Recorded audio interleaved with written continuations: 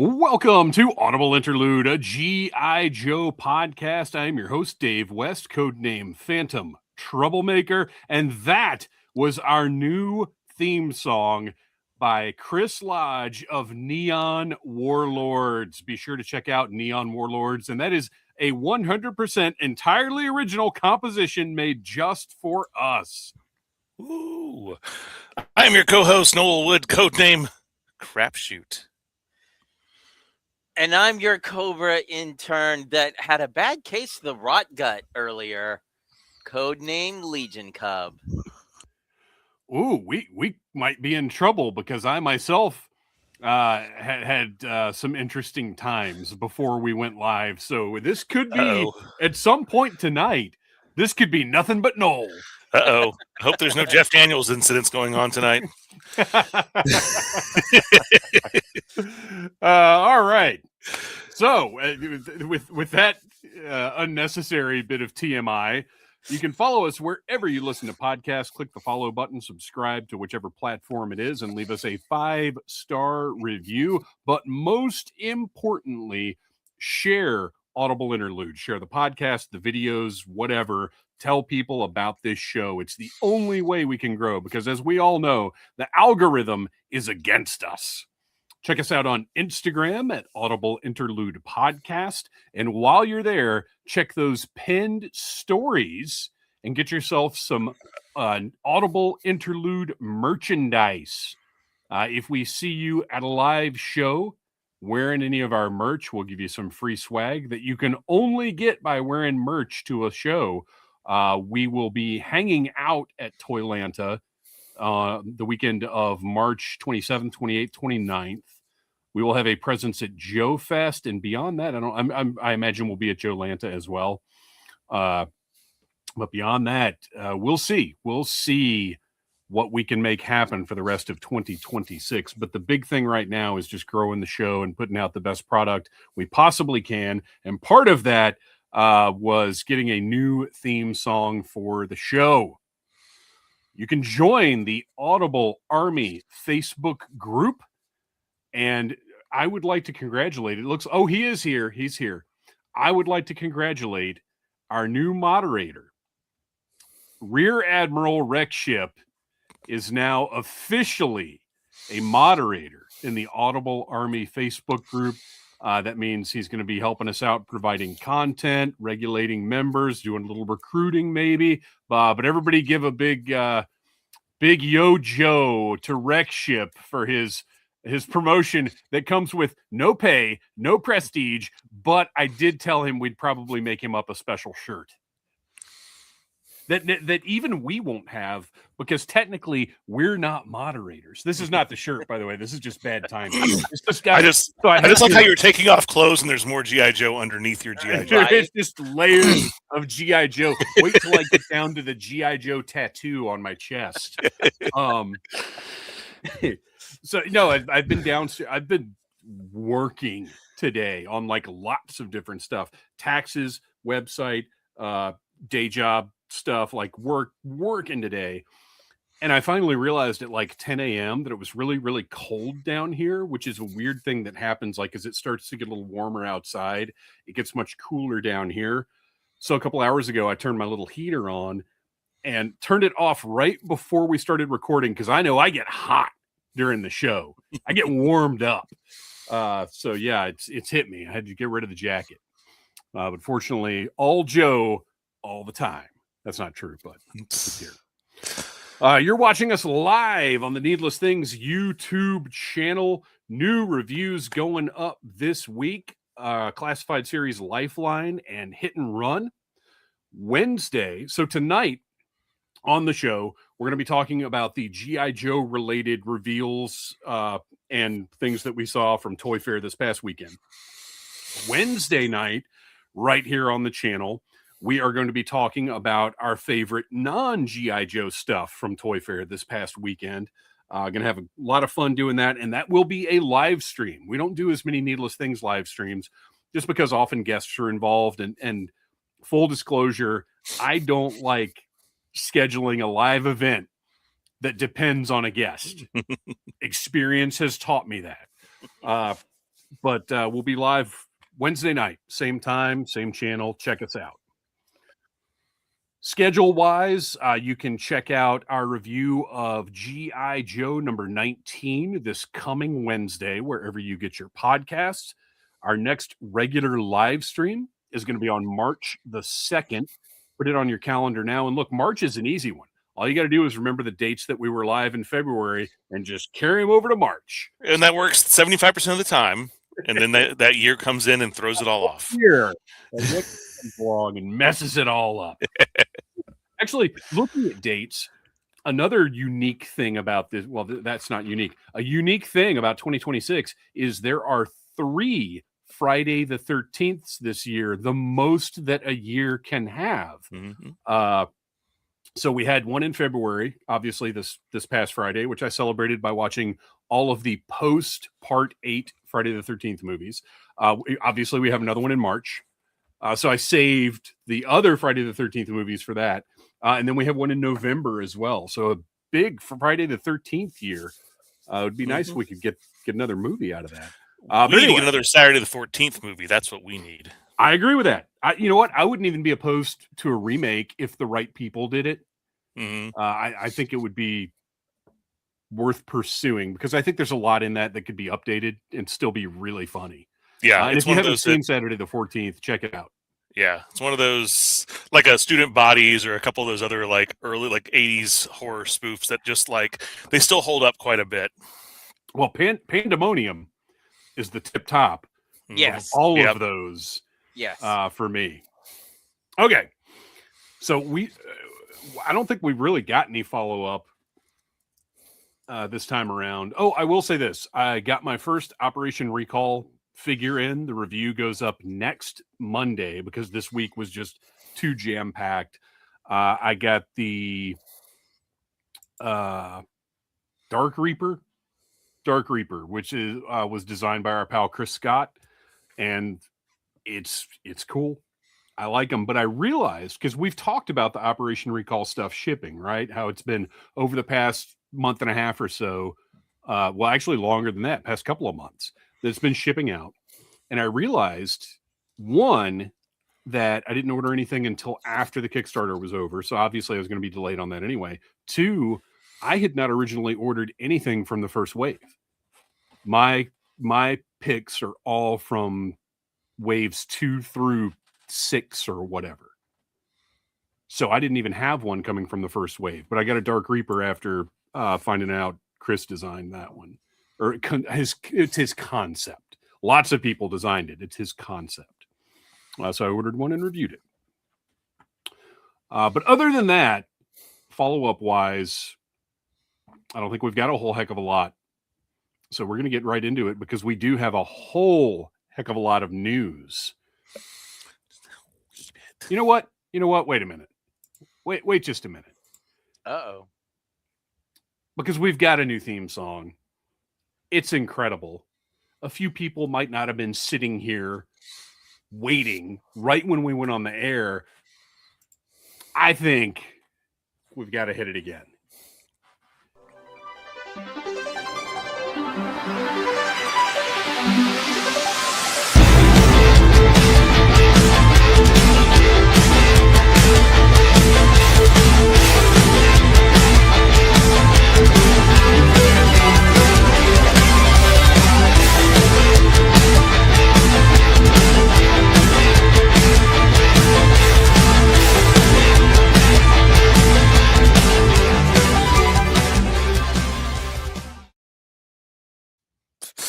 That's going to confuse the hell out of me when I go to edit this. Every time I watch what through happened? it, every time I watch through it, I pick up on something else that I did not catch like the first time. And so that's I think what makes the video, and for anybody watching, the video is something I put together just from images that we had, because I would like, my plan, I have other plans for a video to accompany that music, but we had to have something ASAP. And I actually really like how that turned out, because there is so much, there are a couple little Easter eggs in there. It's so much of Audible Interlude history. But between now and when we get a full video, I think I might just keep adding images in, as because that's what I had in my folder of just like cool stuff. Basically, I'm gonna get a little more thorough and just keep adding stuff in, so it's just gonna get faster, and you'll have to pay even closer attention. That scares me, because this was my first time tonight seeing the video, Right? And that's why I was completely speechless when we went into the beginning. Like, my brain was still trying to process all that awesomeness that I just saw. And even the second time, I'm with you, Noel. I'm seeing stuff I didn't see that first time. Well, and then I'm like jogging my memory. Like, oh, that's right. I remember when I did like that Dr. Love character or something for it was I think it was a Valentine's stream a couple years ago. And mine, I think mine is in there from that. Well, I think all three of ours is in there. But anyway, it's just fun, and I absolutely love that theme song. And you will be hearing more. Because that is cut from a larger piece of music, so you'll be hearing more of it as time goes on. All right, so now let's get down to business, and let's talk about the news, of which there is much.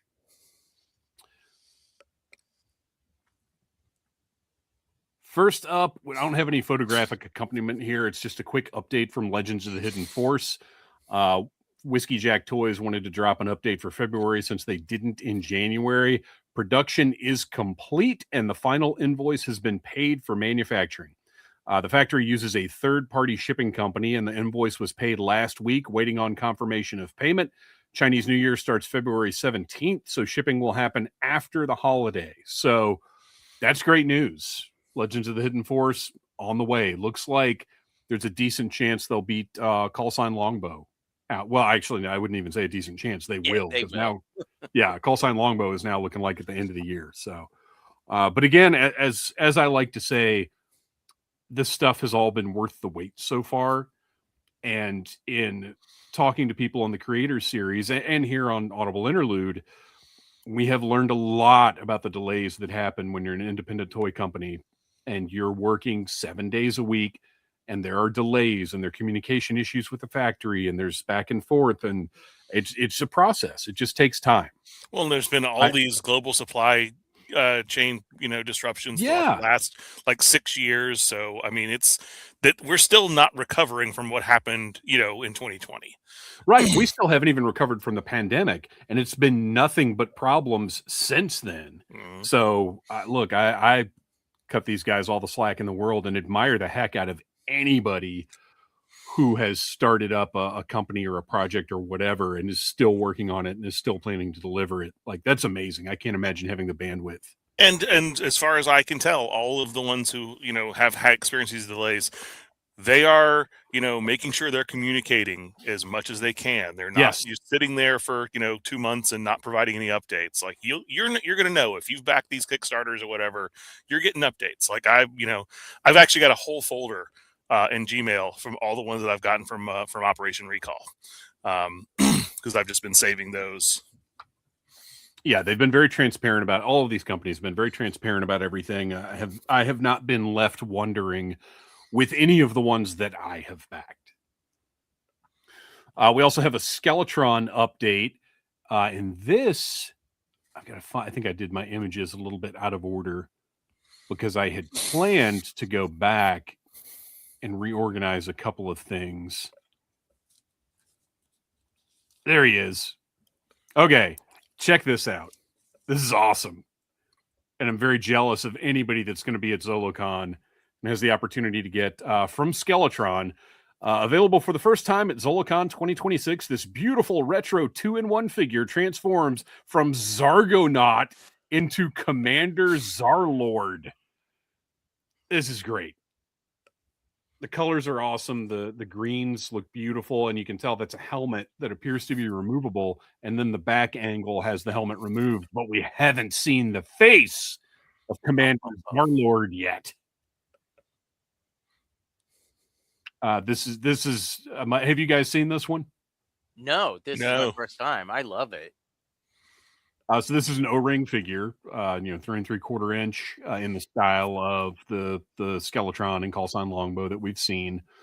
And that black and yellow just looks so sharp together, and then adding on the translucent green sword visor, just a killer figure.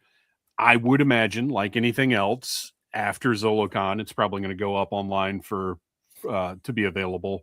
And I will jump on that thing because it's awesome. Or you may well be at Toylanta. I can't remember if Skeletron's actually can. Kristian, do you mind checking that real quick? See if Skeletron's going to be at Toylanta, because I cannot remember off the top of my head. It's on my list of things to look at that keeps growing every single day.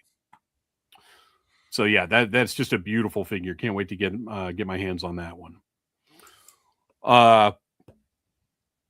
Yes. So okay, awesome. There are a couple of things I need to get from them, actually. Ben Conway and Marco Byrne. Excellent. So in classified updates, I canceled my Amazon orders for Night Viper and Big Lob, and a number of other things as well. As I talked about last week, I'm really trying to move away from Amazon unless I absolutely have to use them. Night Viper is in my pile of loot at Big Bad, and I did not get a arriving soon email on that one. He just showed up, but Big Lob has the arriving soon email, so he should be in any day now, as well as all of the Fresh Monkey Fiction stuff we talked about last week.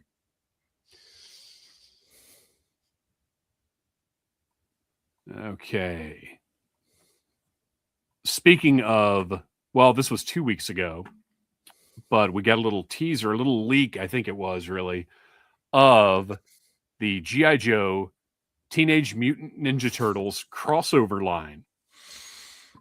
We got an art reveal that Brett White had some correct thoughts about. Interesting looking art, I'll just say that. But I do like the green explosion in the background and the fact that they have attempted to kind of copy the Real American Hero art style here. But you'll notice I just jammed all of them into one image rather than going through individually. But we can definitely talk about some of the specific things that we learned over the weekend about this line. They'll be available everywhere starting in July. There will be an Amazon exclusive version of the Turtle Fly Copter with an exclusive Raphael as Wild Bill. And Kristian, you brought this up in our chat, and I immediately got annoyed because this is what they do with the turtles every single time. Like if you look at, even if you just look at the toy line, the original toy line, they're like hundreds of characters. But every time they do something like this, they reuse the turtles. Like I've got on the Universal Monsters turtles, I've got Raphael as two different characters, as the Wolfman and as whatever the heck he was. I don't remember which one he is. I'm trying to look over there and see it. But it drives me crazy because if I'm collecting Joe characters, I don't want Raphael as Roadblock and Wild Bill. Like use a different character. Use that bull. I can't remember his name. Hot Sauce the Bull or whatever he is. Use the bull. It's a cool figure, you know? So Amazon exclusive Turtle Flycopter. So that's two different versions of that, but it looks like the only difference is that one comes with that Raphael figure. They are also doing a San Diego Comic-Con exclusive version of Leonardo as Snake Eyes that includes Razor as Timber. They are reissuing the Turtle Tank, which this threw me off because if you look at, and I highly recommend you go visit Toy Arc and his tank Toy Arc is really for me the big hub. Yeah, that's it. Ground Chuck the Bull. Check out Toy Arc and Toy News International for just fantastic images, and Preternia. I've mentioned Preternia before just for pre-orders and sales and things like that. But if you're not following Preternia, it's actually better to follow them on Blue Sky because you can't really do links on Instagram very well. Preternia on Blue Sky is like in the morning. That's one of my go-tos is like what's on sale, what goes up for pre-order, what's coming out. Great resource. Great pictures from Toy Fair. But they're reissuing the turtle tank. And when I first saw it in the display, I was like, well, that doesn't look like any Joe vehicle, but it's not. It's actually, and I have lots of opinions about the way toy manufacturers release their toys. And it drives me crazy when they have an opportunity, like they're doing G.I. Joe and Ninja Turtles. And it would have driven me crazy if they didn't take the opportunity to re-release some of the old military turtle stuff. And a lot of times toy companies miss opportunities like that. But in this instance, that tank is coming back out, and they're also releasing a 4-pack with those military turtles that comes with a parachute, which is interesting because none of those originally came with parachutes. So that's a nice little add-in, and I'm curious to see what it looks like. That's so you can bring it to Joe Fest, and when they do the parachute drop, your turtle can just wipe everybody out. And these will be the only figures they do for this line, which, how do you guys feel about that? Like for me, because I can't help it. I'm going to be all in on this. And like, I'm a little relieved because, okay, this is it. I get this and I'm done, but I'm a little bummed out because I feel like there's a lot of potential, but not if they're not going to go beyond just the 4 turtles, you know? Yeah. Well, I said, like, there was a couple we did little wish casting when we first talked about this. I still want a Baxter Stockman as Dr. Mindbender. Like, that's like a dream crossover for me. But for how many waves Turtles and Thundercats and Turtles, and especially Turtles and Masters of the Universe got, you think right now with G.I. Joe being, with sales only increasing, that you would have the potential for at least 2 or 3 waves here. Well, but I will say this, what we're looking at right now, well, and this may be 2 waves, because if you look at Thundercats, what they've already announced for Joe is more than what they've done for Thundercats. Fair. Yep. And we don't know what the breakdown. Well, I don't know. It said everything in July. We'll get more details as it goes. Well, let's take a little closer look at some of the actual figures. Here is the lineup of Joes, which we talked about already, but I just wanted to see some nice figure shots of them. I like Leo. Not that I had an issue with him, but I like him even more now just because I think the blue looks so good. And there's history of Snake Eyes in that blue. Mm-hmm. Well, we've gotten at least one Reaction Plus figure based on it. Right. With that color scheme. Didn't they also confirm that April is only coming with the Ostriker? She won't be a separate carded figure. I didn't see it confirmed, but I would be willing to bet that's the case. I think that, they all look great to me. But the standout, as we discussed, is Donatello as Dial Tone. Dial Tonello. And like when I look at these and with all these figures, I just feel like they got it. Like sometimes you'll see these crossovers and you're like, they just kind of do some square pegs and round holes things, but like we wouldn't think of Dial Tone necessarily as being a top tier character, but you got like, who are you going to match up with Donatello? It's perfect. It's either him or Mainframe. Like, and that's kind of it. And the fact that they dug that deep rather than just making him Stalker or whoever. I don't like Raphael Roadblock is the one that doesn't really sync up as much for me, but Roadblock's such a top tier character, you kind of have to. Well, Raph in some of the media is portrayed as being larger than the other turtles. That makes enough sense to me, but the other ones are perfect. And then when we get over to the villains, we've got a little. So we didn't see Slash as Storm Shadow before, which I love. The colors on that are so nice. And then we didn't see actual figures of Bebop and Rocksteady. That Cobra tattoo on Bebop's belly is just chef's kiss. I love it. I good. want somebody to be torched to round out my dreadnoughts now, though. Yeah, I know, and that's what's the bummer is if this is it, then the dreadnoughts are never going to be complete. Yeah, and I'm trying to think who would be a good torch. I mean, or if it would really matter. Bebop and Rocksteady are such an inseparable pair, right? That it's almost weird to bring a third character into it, but. Well, we already discussed Leatherhead. Leatherhead is Crockmaster. Crockmaster or even Nagahide, if you're gonna dig that deep. But yeah, like we're not gonna get foot soldiers as either Cobra Troopers or Vipers or Bats, which would really be. Yeah, that would be nice. Based on the animation versions. And who knows if these like just absolutely go crazy. The decision could be revisited. Maybe in the future we could potentially get more. I still don't love Krang as Destro, but at the same time, the figure looks great. The figure looks fantastic. He's still my favorite of the whole bunch. Well, he's the favorite. He's great figure wise, but as far as how the characters mesh, he is the least cooked to me. But he looks great. And then what else have we got? We've got one more nice shot of the Awe Striker, which is more accurate than the classified Awe Striker. That's what I said. Why did that happen? I'm only a little bit angry that we got a better Awe Striker in Turtles than in G.I. Joe. Man. Yeah, I mean, it's got the right cannon. The wheels are all the same size. The shape is correct. Yeah, sure, it's got some wacky colors and stickers, but man, it's a nice looking. And also consider this. These are like standard scale Turtles figures, although with a lot more articulation, which I also appreciate. If you notice, these have better articulation than the remastered Turtles that have been coming out. Like these are Masters Universe Origin style articulation, if not a little better.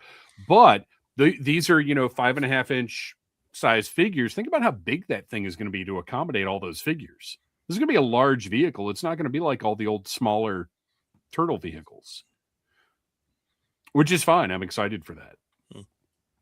Very curious to see the pricing though, because I haven't seen anything about that yet.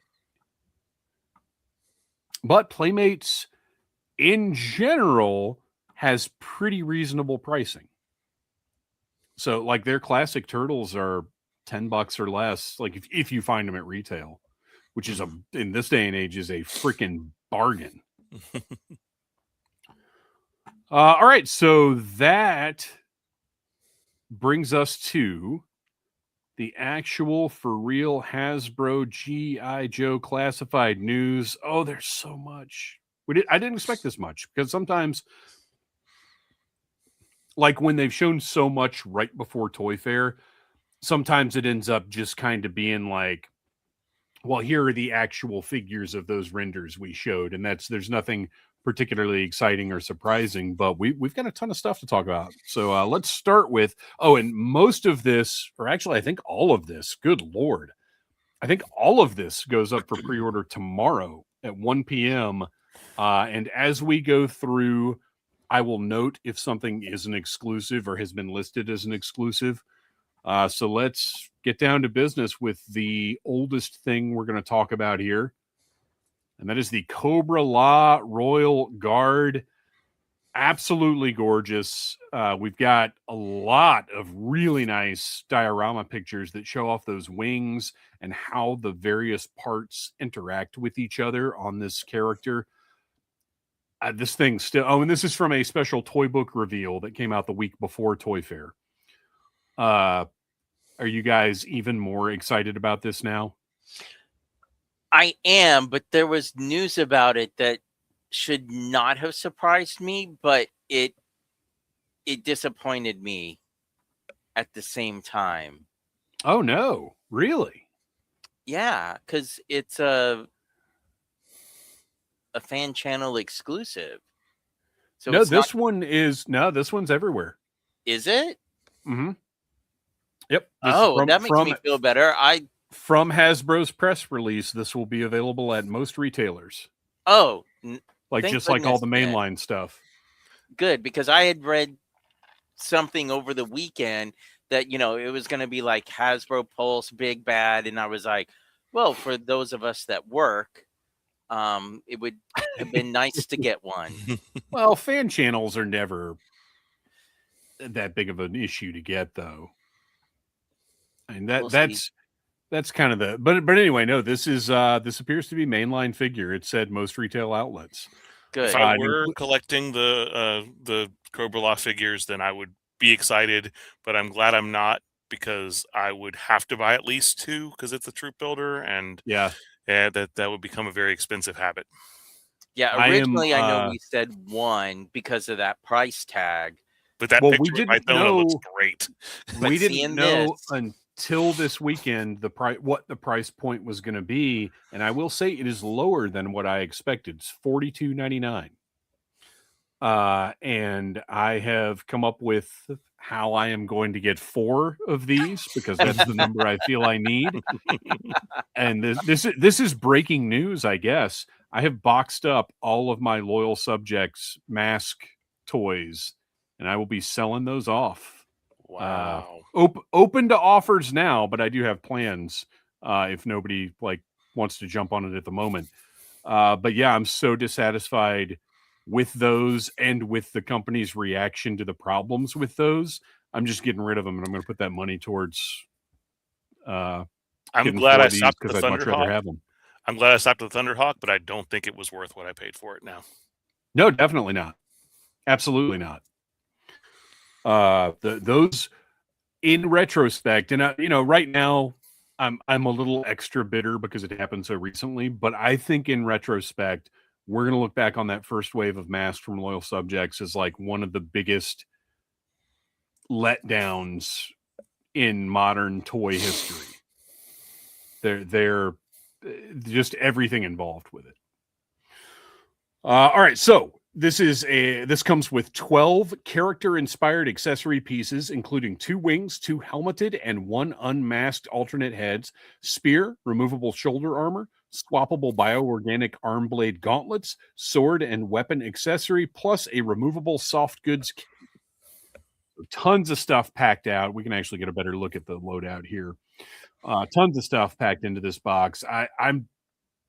This is beautiful. This is yet again, and we say this a lot because Classified is just so good, but yet another example of Classified at its best, I think, of interpreting those designs and making them something really exciting and modern.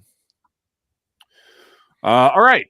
Next up, a character that inspired quite a bit of conversation. G.I. Joe Classified Series number 200, Alejandro Balam Sundown Luna Mendoza. What a handle. Price point's $27.99. Standard mainline release. Comes with 5 character-inspired accessory pieces. And let me just tell you, by the time we're done with this segment, you're going to be so sick of hearing me say character-inspired, including axe, knife, hat, and 2 weapon accessories, plus removable poncho.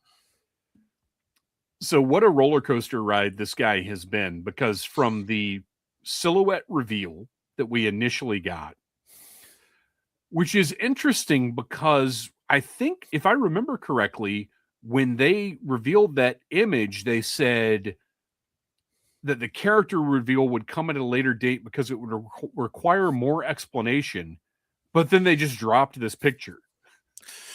They gave us a little bit more explanation, but it wasn't right away. Because they gave us some background on the character, but from what I understand, Lenny did a lot of press at Toy Fair, which I haven't watched any of because I just haven't had time. And explained quite a few things. I mean, I want a live stream. I don't want to watch Bobo the Toy Poopers. I was going to say Instagram story. I want to see a live stream. I think, for when you put out a new character like this, when you put out your official press releases for them, either put the story there or do a live guess what, stream. Kristian? Sundown uses his skills and natural tracking abilities as a bounty hunter allied with G.I. Joe. stalking his quarry through the darkened streets and deserts. By the way, there's so many freaking typos in this press release. It is hilarious. So he stalks his quarry through the darkened streets and deserts, crossroads and dense jungles of his homeland. Sundown seeks justice and evidence of his kidnapped brother Salvador, intent on taking down Headman and the other heads of the lords of the underworld before he and his brother lose theirs. He is relentless in his pursuit. That is awesome. When I heard Lords of the Underworld, though, I was like, are we getting a Time figure? Right. See, you were reading all that, and I'm like, TLDR, because we have this killer comment from Reverend Scott Stripling. He looks like Dave Navarro. Boom. I said Andrade, because that's the face that I saw. Yeah, I see Dave Navarro, but yeah, that looks like Andrade. I have my origin story for him now. And of course, the name reference goes back to the Cops and Crooks line, which already has ties with G.I. Joe. But it's funny. I mentioned the roller coaster ride of the silhouette of not knowing exactly what he was going to be, but we, obviously we suspected some kind of cowboy type theme, to the very first shot we saw, which was this terrible picture from a bad angle. And you're like, well, I wasn't impressed. And then finally we got a full frontal reveal, if you will. I think he looks awesome. Yeah. I think that's great. I think it's a great concept to tie into G.I. Joe. We haven't really seen anything quite like this. He's like a good guy, Quinn, or I guess a straight up good guy. Cause Quinn was, chaotic neutral. I don't know what he would be called, but or no, lawful neutral. Lawful neutral. Yeah, I think that's about right. Whereas this guy is maybe a chaotic good. Yeah, but I'm excited. He looks great, and I love again that the classified team is getting to put these original characters into the mythology. They deserve it. They've earned it. Carlos Salinas chiming in with, the Lords of the Underworld need to tour with Cold Slither.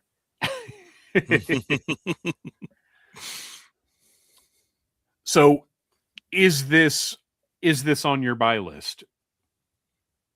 I'm an unabashed Rio Blast fan from Motu. So heck yeah. Absolutely he is on my must get list.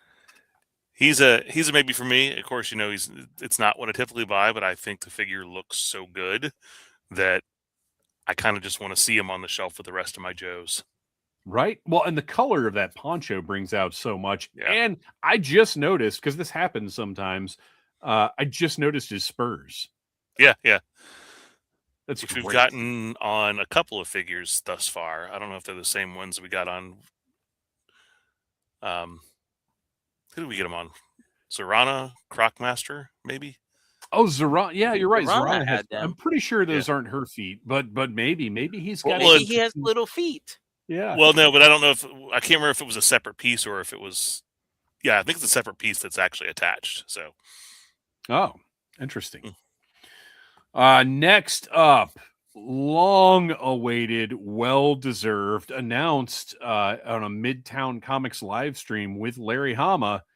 Finally, G.I. Joe Classified Series number 197, Snake Eyes. And then in parentheses, Dawn Moreno, which I like. I like that she's getting that actual Snake Eyes designation. Yeah. Mainline release already went up for pre-order. I ordered mine. I had no problems with it whatsoever. Ordered from Pulse, and I guess I got mine about an hour after they went live. It was same for me.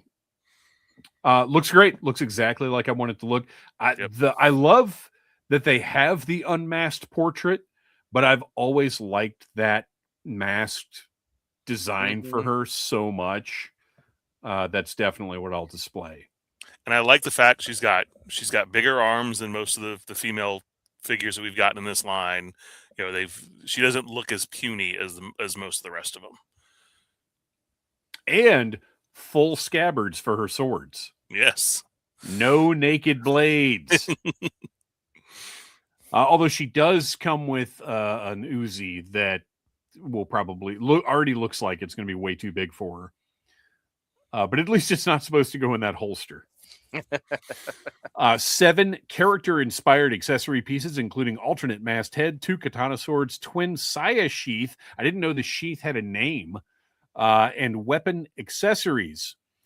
Rescued as a teen from a bleak life in Cobra, owned into a ninja master, inherited Snake Eyes memories via brainwave scanner. Stealthy, speedy, deadly. You better believe Dawn's a Joe. And every time they mention something from the lore, like the brainwave scanner, like a little part of me is like, ooh, maybe they'll do a brainwave scanner. That'd be cool. Cool diorama piece. Now that you say that, I'm actually surprised we haven't had any 3D printers make one, or I just haven't seen them. Yeah, I don't think I've ever seen that either, which is kind of weird because there are, I think, at least 3 different versions of the brainwave scanner. And you'd think surely somebody has done that, although they're all pretty complex. Like it's not just like armored plate with a hat on it. You know what I mean? Right. Like, there's a lot to it. It's a pretty complicated design. So this one, well, we already talked about pre-orders up. Done deal. Got to have it. Next up, here we go. G.I. Joe Classified Series number 201, Cobra Overkill, $27.99. 5 character-inspired accessory pieces, including neural scrambler with wrist attachment, alternate claw hand, alternate plasma blade hand, faceplate, and a blaster, plus removable chest plate. So we speculated about that faceplate, right? I said, I wonder if there's a face underneath there. And if it looks like Peter Weller. Yeah. Yeah, it does. Yeah, they kind of took the worst part of the Spy Troops Valor versus Venom era Overkill to give him that face. I like the face. And we've got a little story here. Cobra Overkill began as an experimental prototype melding a battle android trooper with a human host, which, by the way, it's been happening in the Skybound comics recently. So I think there's a decent chance we're going to see Overkill show up sooner than later. Matter of fact, that's probably going to be their answer to the bats not functioning properly. Is they'll develop Overkill and he'll be able to control those bats, and that's going to be all kinds of a headache for the Joes. And they've got enough problems, believe me, as we'll discuss on Wednesday's review of G.I. Joe 19. A trooper who ran afoul of a Cobra war game training exercise. And doesn't that just bring another level of pathetic to this? Like, he didn't even get killed in combat. This was during an exercise. So sad, Cobra. Now, with more than 50% of his body replaced by mechanical parts, he leads the bats on the battlefield. Scale Model Joe's wants to know, does anybody else get a gym teacher vibe from him? And I have to ask, what school did you go to? Yeah, right? Maybe no, a Mr. Buzzcut from Beavis and Butthead. I mean, are you talking about like his little shorts? I do get kind of a little Coach Shorts vibe from his little black situation down there. But no. No, I get more of a gym teacher vibe. His downstairs mix up. Yeah. Yeah, poor guy. Is that part of the 50%? Woof. But I'm even more. I mean, we were all pretty stoked about this guy for the initial reveal, but now I'm even more so. And I gotta say, I don't know how I'll display him because the faceplate is very cool, but that face, which also I'm really loving between what is it? The lacrosse viper. The frag vipers. The frag viper, the hydro viper, and now this guy. They are keeping this sort of common look of these enhanced zombie-ish freaks. I like that this is a thing in the line now. Cobra's violating all kinds of international laws. Speaking of the hydro viper, got a better look at this one. G.I. Joe Classified Series number 199, Hydro Viper, $27.99. 7 character-inspired accessory pieces, including helmet, backpack, diving knife, 2 fins, harpoon launcher, and pet Devil Ray.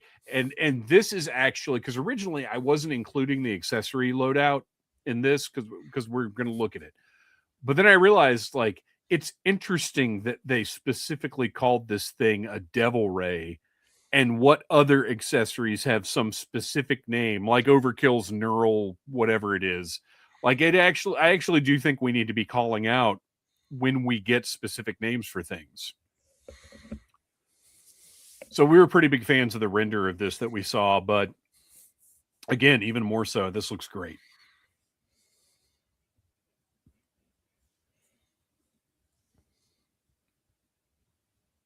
Any further thoughts on this guy? Not from what we discussed the last time. I mean, he's an absolute must-buy. Yeah, it looks fantastic. I still wish he had, a separate set of hands, but you can't win them all. Well, but as we discovered, that's a genetic alteration. Yeah, but you can still, you have one that's in it's still in a clinched. So having one that's always out having like a C that, grip. Yeah, and so it would be nice to have 2 C grips and 2 spread hands. That's what I would imagine that you would do. But with this loadout, I would rather have the Devil Ray than that, So I think he's pretty maxed out, and the purple looks a little more vibrant than it did before, so I'm pretty happy with that.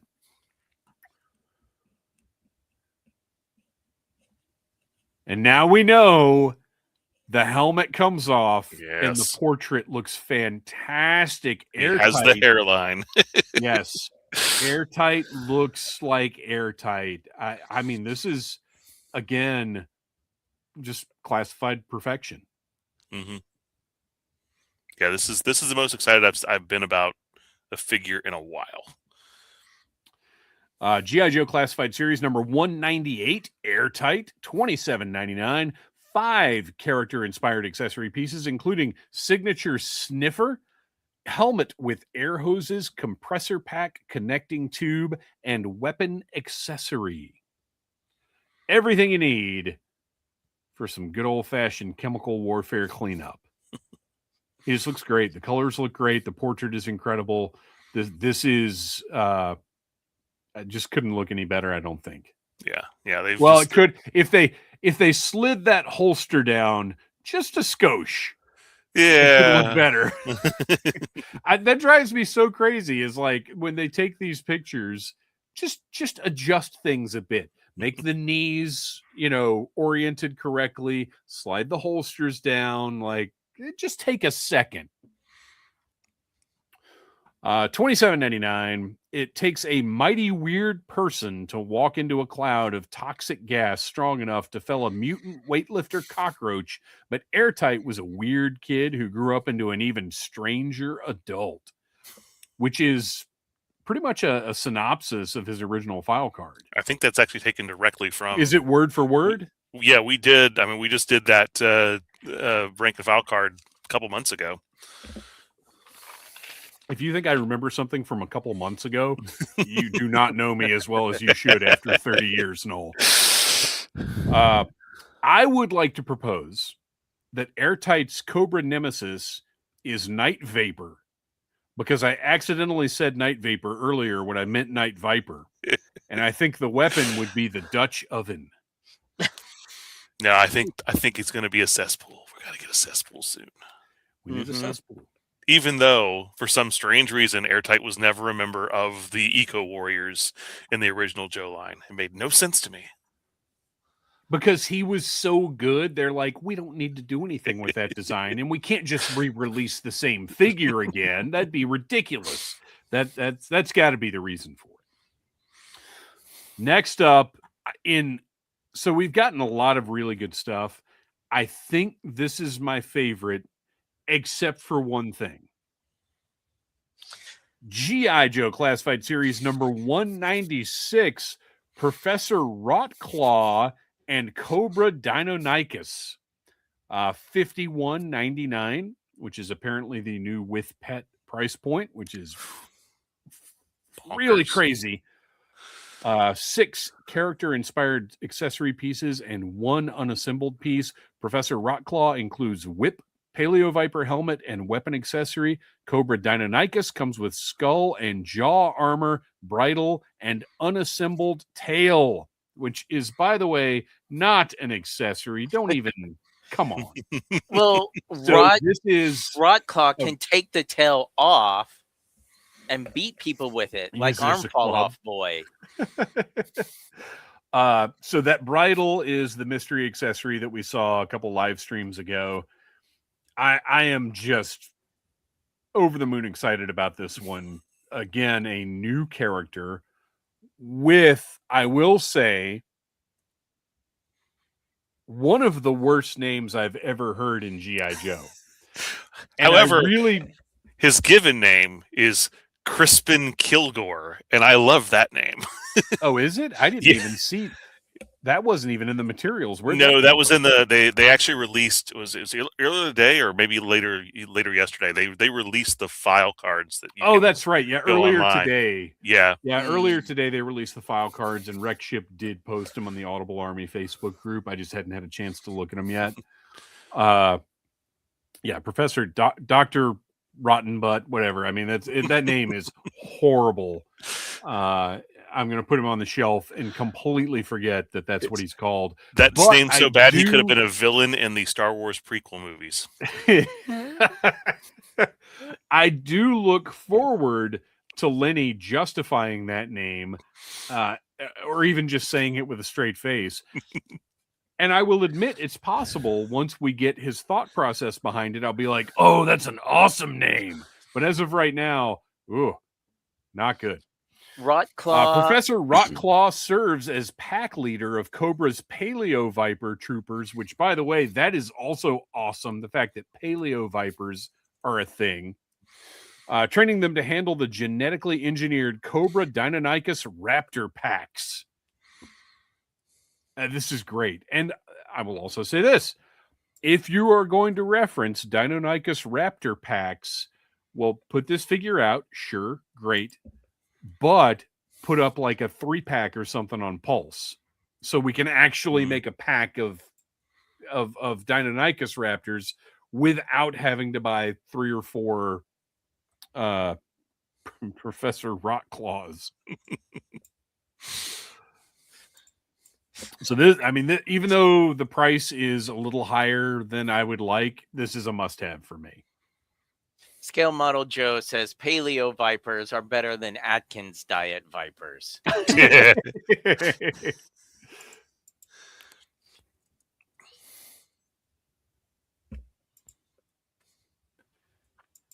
I thought we were waiting for a comment. Oh, no. I accidentally hit that when I was trying to close out. So yeah, this is, what about you guys? Is this too much for you, or is this exciting? And I mean, too much as in G.I. Joe mythology, not as in price, because obviously the price is higher than any of us would like. I mean, I picked up and put down a $27 Desert Scorpion today, so I'm not going to pick up a $51 Professor Rotclaw. Wow. That Desert Scorpion is well worth the $26.99 or whatever it is right now, for sure. I'm sure he is, but he's just going to go in a box of other figures that I'm probably never going to open, like all the other ones I have. So, yeah. Throw up Scale Model Joe's comment there at the end. Yep. Hey, dinosaurs are canon in G.I. Joe. Scale Model Joe's, I got news for you. Dinosaurs are canon in everything. But I get what you're saying, but not necessarily as like pets. in this manner. It's a little different proposition here. Yeah, I'm on the fence. Like, he's super cool. When I first saw the masthead, I was like, oh, that's awesome. The dinosaur is awesome. I hate the accessories that come with the dinosaur. Well, and I hate the whip. That whip is horrible. Yeah, and that should never have been used again. And the unmasked head with that name is a little too Rob Liefeld for me. So absolutely, when I get him, because obviously most of the ones with pets do end up sitting on the shelves for a little bit. Yeah, he'll go by Kilgore and I'll wear that masthead. Looking at it, and since we're talking about it, I will say this. I do kind of wish the dinosaur was a little brighter colors and didn't like match the guy.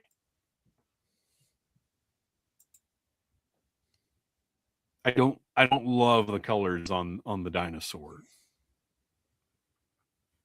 Although honestly, he should probably have feathers too, so. Well, if they do a 3-pack, and then they make dinosaurs each one a different color, that would be great. That would be cool. All right. Next up, something that we had a lot of conversation about when it was revealed. This is a FanMazon exclusive. Whatever it's Amazon and online retailers. G.I. Joe Classified Series number 194, Zanya and Dreadnought Chameleon Swamp Skier Vehicle. Price point $59.99, which is, again, a little high, but could have been worse. 10 character-inspired accessory pieces, including alternate masked head, helmet, goggles, glasses, 2 alternate hands, machete, backpack holster, and weapon accessories. So we talked a little bit about this when we saw the render, and I will say I still don't love the chameleon, but I like it a lot more than I did. I think it's still too, like, squarey. Mm-hmm. The green, I don't agree with the shade of green that they chose. And the bottom portion with the engine and whatever else, all the pipes and everything, just looks cheap, like Leonard. I feel like, that we've seen some things that are a little over-designed. This is a little under-designed. I think you can't make something at this scale dumbed down like that. Mm-hmm. Mm. Yeah, I agree with you on the color, because it looks like this color looks like it matches all of your G.I. Joe vehicles and not a Dreadnought vehicle. Oh, we haven't even gotten started on bland green vehicles yet. Everybody buckle up. But look, I'm going to get it because I mean, Zanya's a must-have. The figure looks great. Yeah. She more than makes up for it. Yeah. I'm sick of petite females. However, if anybody justifies kind of being a smaller female, that makes sense. Yeah, because when she first shows up in like Devil's Due, she's like a teenager, so she's tiny. Having said that, she comes with a bunch of gigantic weapons that she is not going to interact with well at all. Well, as you were pointing out in our chat, she doesn't even interact with the swamp skier. Oh, right. Yeah, she doesn't really even fit on that thing. I mean, that photo of her on it at least looks better than the photos I've seen from the display case. In the display case, it looks like, oh, wow, they absolutely did not intend for her to be able to fit on this thing. Yeah, I mean, it's clearly designed for the male figures in the line. They're as great as Classified can be. they are still working out some challenges with figuring things out. And here, I'll have it in hand and we'll see how it goes. But it does not appear that it was entirely successful. And I want to address something that I've noticed about myself over the past couple of months. In general, on the Needless Things YouTube channel right here, I've taken a lot of criticism for being too positive. And I don't think I'll ever stop being too positive, but I have noticed as prices have gone up, I have become more critical. I'm certainly more discerning. No, that's not the right word. More critical. But I think you can be critical without, just because you're critical does not mean you're negative.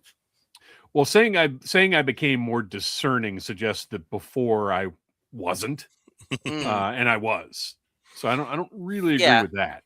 But I'm definitely taking a little closer look at things when I'm having to pay so much more money for them.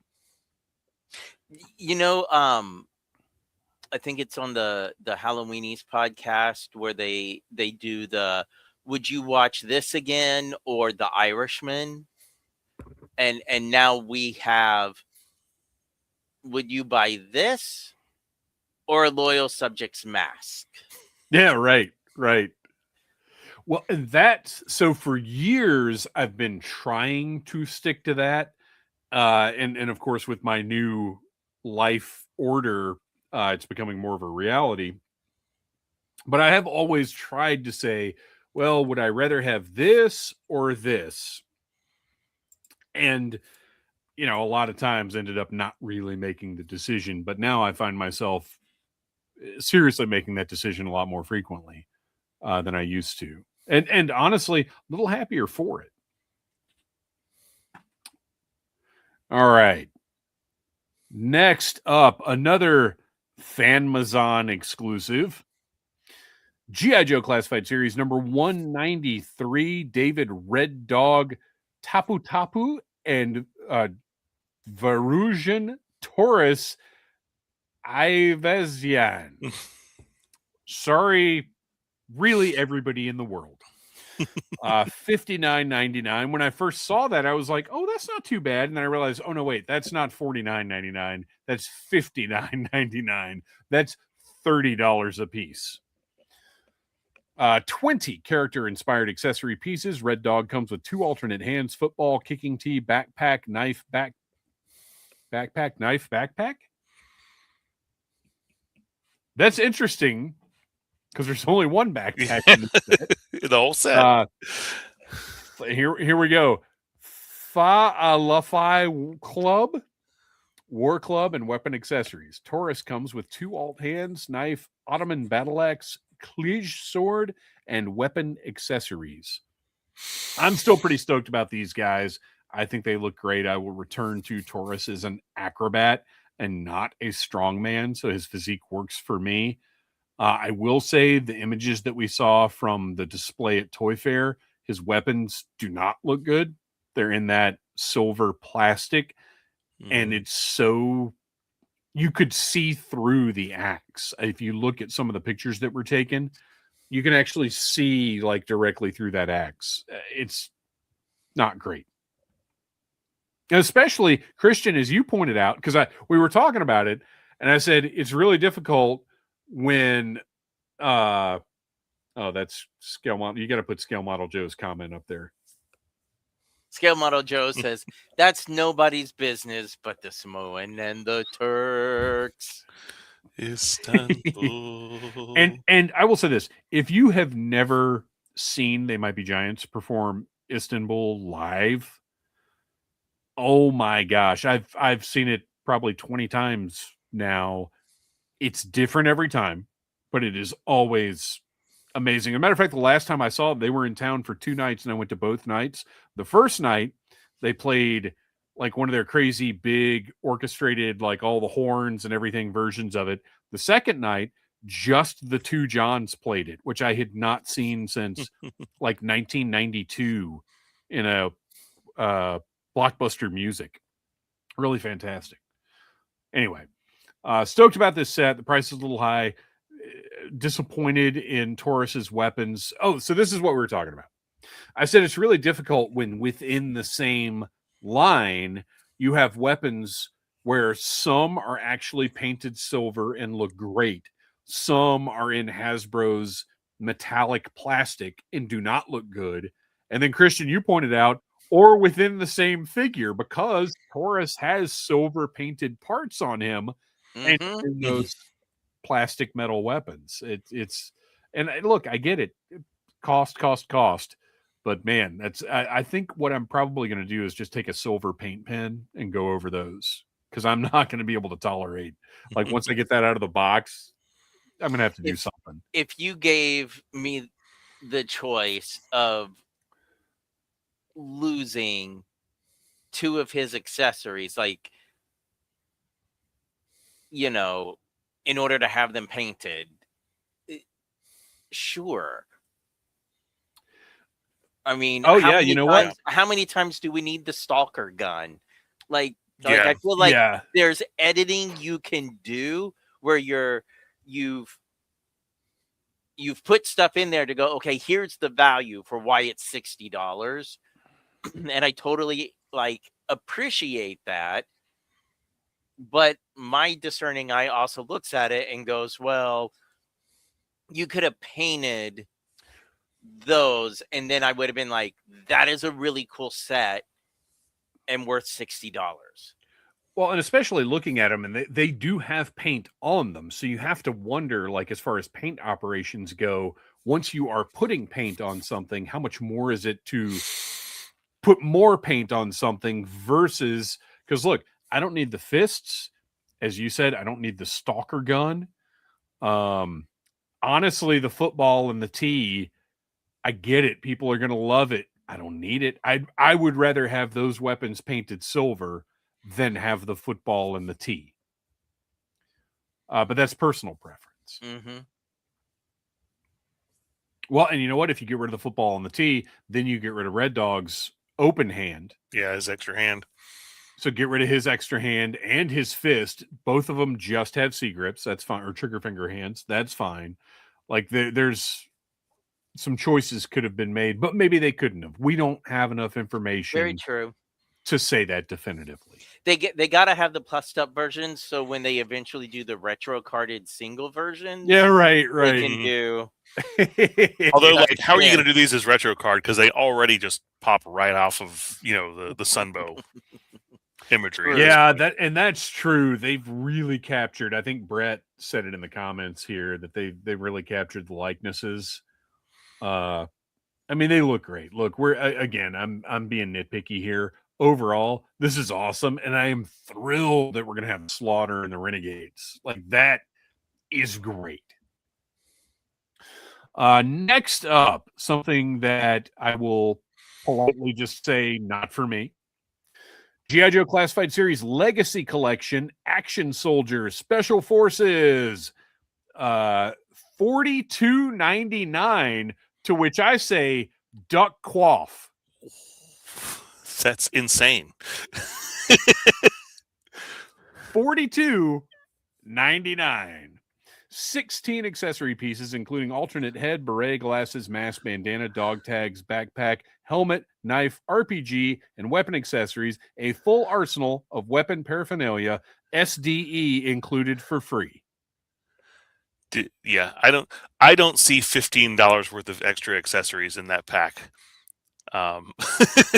And I can't imagine who would. Look, again, personal taste. This is just too modern military for me. Too Call of Duty, modern military, like that kind of thing. Not my bag, but you know it's going to sell like mad, and good for Hasbro for squeezing everything they can out of that demographic. If it shows up at, I mean, I couldn't. This is the easiest of passes for me. Yeah. I still passed on that Marine Sniper at Ross 100 times when she was $17.99, and she's a great looking figure, but it's just not what I need in my collection. Well, with something like this, it doesn't even come down to value. It comes down to, like, this isn't what I am into Joe for. And same thing with that sniper. I've same as you. That is actually a thing. Well, I think I saw them at Ollie's, the sniper and the paratrooper, right? Saw them at Ollie's for like $10 or $12 each. And I was just like, nah, it's just not in this day and age, prices being what they are. This is just not for me. But again, Hasbro's making them and somebody's buying them. There is a market for this stuff for sure, and they need to be satisfying that market. But next up, we're going way to the opposite end of the fantasy military spectrum. Oh wait, sorry. If everybody didn't appreciate my duck quaff, Duck Quaff will be making many future appearances. Everybody rest assured. Can we get Duck Quaff in Kristian, classified? did you just get that? No. I got it earlier. It's just the Okay. more I look at it, the more absurd and amused I And if you're am. only listening, that's just what's on the screen right now. Just a good old fashioned Duck Quaff. Walmart exclusive G.I. Joe Classified Series number 202 Night Creeper Dire Tech, $27.99. Probably going up for pre-order sometime between March 12th and March 27th. That appears to be the next Walmart Collector Con. 8 accessory pieces, including alternate head, 2 knives, crossbow bolt, backpack, and 2 dire projection swords. Because of the Night Creeper's Zen-like discipline and Cobra's own delvings into areas of arcane mysticism, these adherents are particularly well-suited to manipulate dire, dread-inducing responsive energy tech manifestations, giving them the ability to emanate both mental and physical projections without an accompanying containment pack. So I have feelings here. I am still. Whoops. We can't talk about him yet. Like, I was going to say you have feelings, but we're not going to talk about them at all. That's No, what I just men accidentally do. tapped the arrow button on my keyboard. So this is awesome, but I'm still look. I'll be completely honest here. I'm still so bitter about the Ghost Viper because it's a figure I really wanted, but was not willing to pay the price tag for, and now it's like $88. It's done the opposite of what all the other store exclusives have done, because all the Walmart and Target exclusives had ended up dropping in price significantly. And that one has only gone up. It's like $88 on Walmart right now. And I'm not, as much as I love Crystal Ball, I'm not messing with this dire stuff if I can't get that Ghost Viper, at least one of them. I love Crystal Ball. I never envisioned that Crystal Ball needed his own army. I'll just leave it at that. I mean, look, not an $88 army. I feel like they've themed this so well. It's such a cool thing, and I love it. But I guess I'm not pursuing it in protest, because that Ghost Viper was so grotesquely overpriced, in my opinion, and more so now. But I do think this looks really cool. And what I didn't notice when we first saw it was the green translucent arms, which is on the one hand looks awesome, but on the other hand, does that make sense? That's and I don't care if it makes sense. I'm just asking if it makes sense. Because when I first saw this, I love these colors for the Night Creeper. Like, this makes sense for someone fighting in the shadows. And if I was into the dire thing, then those the green translucent arms would be so awesome. But I kind of I just want those colors on a Night Creeper. I don't need the dire, but I'm very excited for everybody who is into it, because I do think this looks more cool than the previous one. But I think that's because you have the exposed arms. Well, and that's the thing, is this is more toyetic. It just is. Look, it's a cool design. I like that they're expanding this dire thing. Like I said, I'll never get over the betrayal of the Ghost Viper by not going on clearance.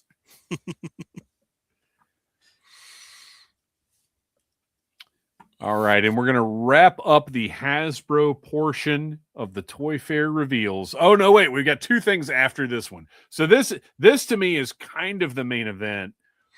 Target exclusive G.I. Joe Classified Series number 192, Ninja Force Zartan, and it is specifically labeled as Ninja Force Zartan. $27.99.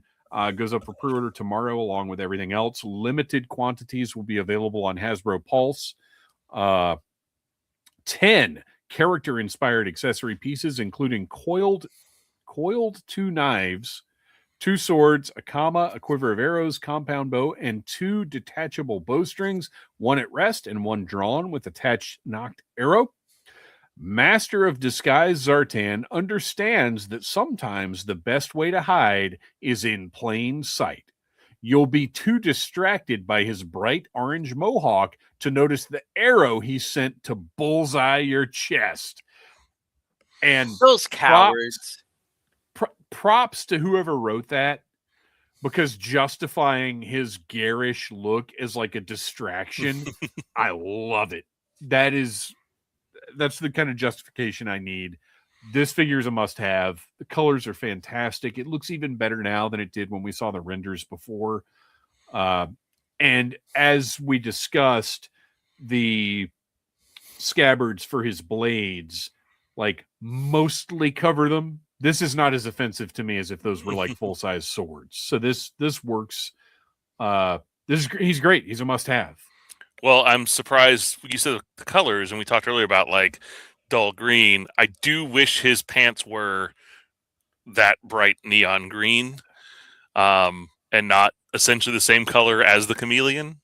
But it's, to me, that's minor. It's not. Well, I think the fact that they've got that bright purple to contrast them makes them look better. And look, I will never argue. Yes, they could be a brighter green for sure, but I think he looks great. Yeah. And looking at him now and hearing that description, I going all the way back to the beginning of the episode and our TMNT crossover. Give me Mutagen Man Zartan. I'm just sad that I will never be able to own him because he's going on sale tomorrow at 1 p.m. on Target, which is never the easiest. No, Target's like instant sellouts. Yeah. Matter of fact, it might be easier to get him from Pulse if you happen to be available at 1 p.m. I will not. So unfortunately, I'm the old grind has pretty much resigned this to being a wish for me. I will be sitting here at 1 p.m. with Target and Pulse open. You know how I do. So if I get both, you can speak for one of those. All right. Just hoping I can clean up whatever's left on Pulse from the other buys by 2:00 when I get out of that meeting. All right. Now we got a couple items we got to talk about here. So this is from our pals at HisTank /TFW 2005 /Toy Arc, whatever else. And reuse those molds. So we had, you know what? I forgot to load in the picture. So there is, we discussed this in the chat as well. There's a very bland ATV that came out in, I think it was 2011. I sent you guys the link. I can't remember what year it was. I'm trying to pull it up. That I never bought because of how dull it looked. And seeing the ferret in this color made me realize that the classified ferret looks more like that dull 2011 ATV than it does a ferret. This colorway is not doing this vehicle any favors. Like, this is some generic ass Joe. This is 100% a pass for me. And I guess go for it. I don't want to totally dump on it, but just zero interest from me. And I Snake Eyes is fine, but my gosh, we've got so many kind of non-traditional Snake Eyes figures in classified already. Well, in this Snake Eyes, I'm wondering if I think he may be intended to be designed the prototype paint color, because initially Snake Eyes was supposed to have like green pants before they decided, hey, they've done green pants Snake Eyes several times. And it's fine. It's a fine look, but it's we didn't get pricing or availability or anything on this one, but I'm certainly not paying, $70 or whatever this is going to be. Yeah. I do like that it comes with the Steel Brigade or Steel Corps helmet, so that can be a generic driver. I like that they're continuing that. But no, zero interest in this for me. I think there are a lot of more exciting things they could have done. Although I kind of hate that this has soured me on the original Ferret a little bit in revealing how bland the design is, which, by the way, kind of carries over into that Chameleon. Like of their making things look less cool than the All-Striker too. It's not. I mean, it's not unheard of for them to do this at this point. Yeah. Throw up Nowhere Man Child's most recent comment. Good news.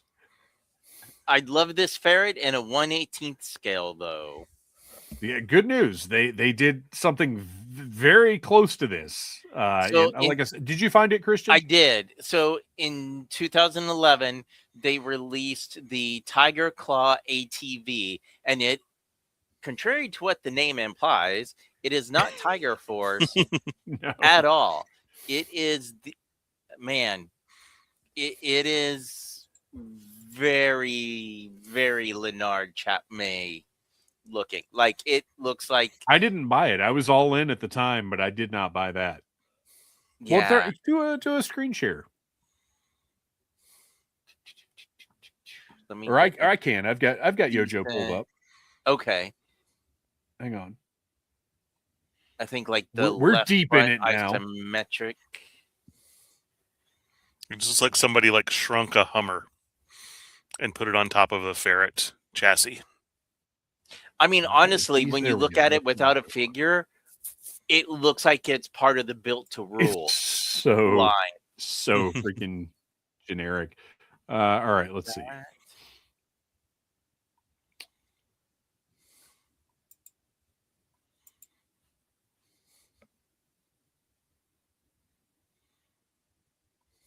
Wait, what just happened? Oh, we got a little lag. Hang on. There you go.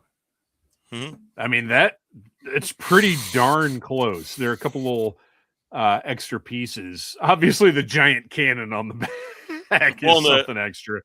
And like, it's parts of it are it's like essentially it's a remold of the Ferret, because those wheels are straight from the original 80s Ferret. Yeah, it's not the best. Well, yeah, you're right. It is. It's just the Ferret with some snap-on pieces. Yeah, because if you look at the chassis of it, it's got the those black pieces over the rear wheels. It's just got some extra stuff. It's got steps instead of the rockets. If you look at that, those steps are just pushed onto the rocket pegs. Wow.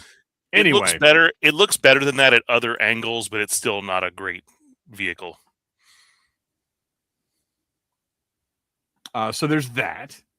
And then another repaint that I think... Oh, let me get rid of this. Hang on. This is messing up my whole...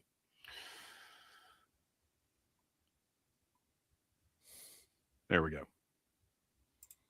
Another repaint that is, to me, a lot more successful because I bought several of these, and this is another from the 2000. Well, it might be was it also 2011? Hang on, I'm looking. No, it might have been 2010, but it's that same era. Redeco of the Trouble Bubble, yeah, 2010, with a great red bubble on it, black and gray design. This one I think looks really cool, but I already own a few from back then, and I really don't need just larger versions of them. But this one I think is a better choice. I think people will probably get more excited about this. Although it's a little surprising that they didn't go with no, I guess this is probably the best thing they could have done. I was thinking like a blue one or a crimson one. Like do one specifically that's a crimson one, since they've done so much crimson stuff.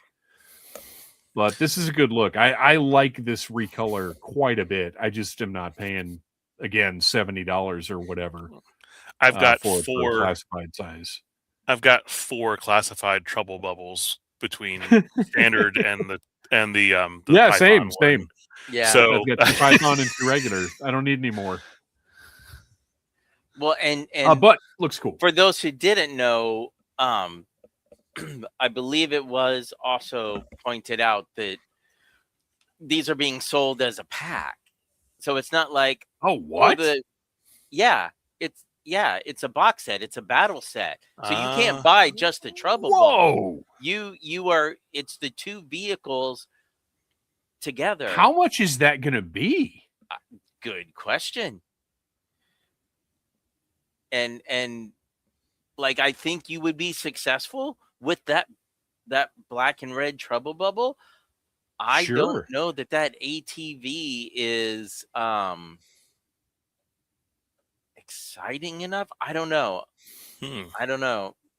And again, depending on that price, probably, because if it comes with figures as well, I mean, $100.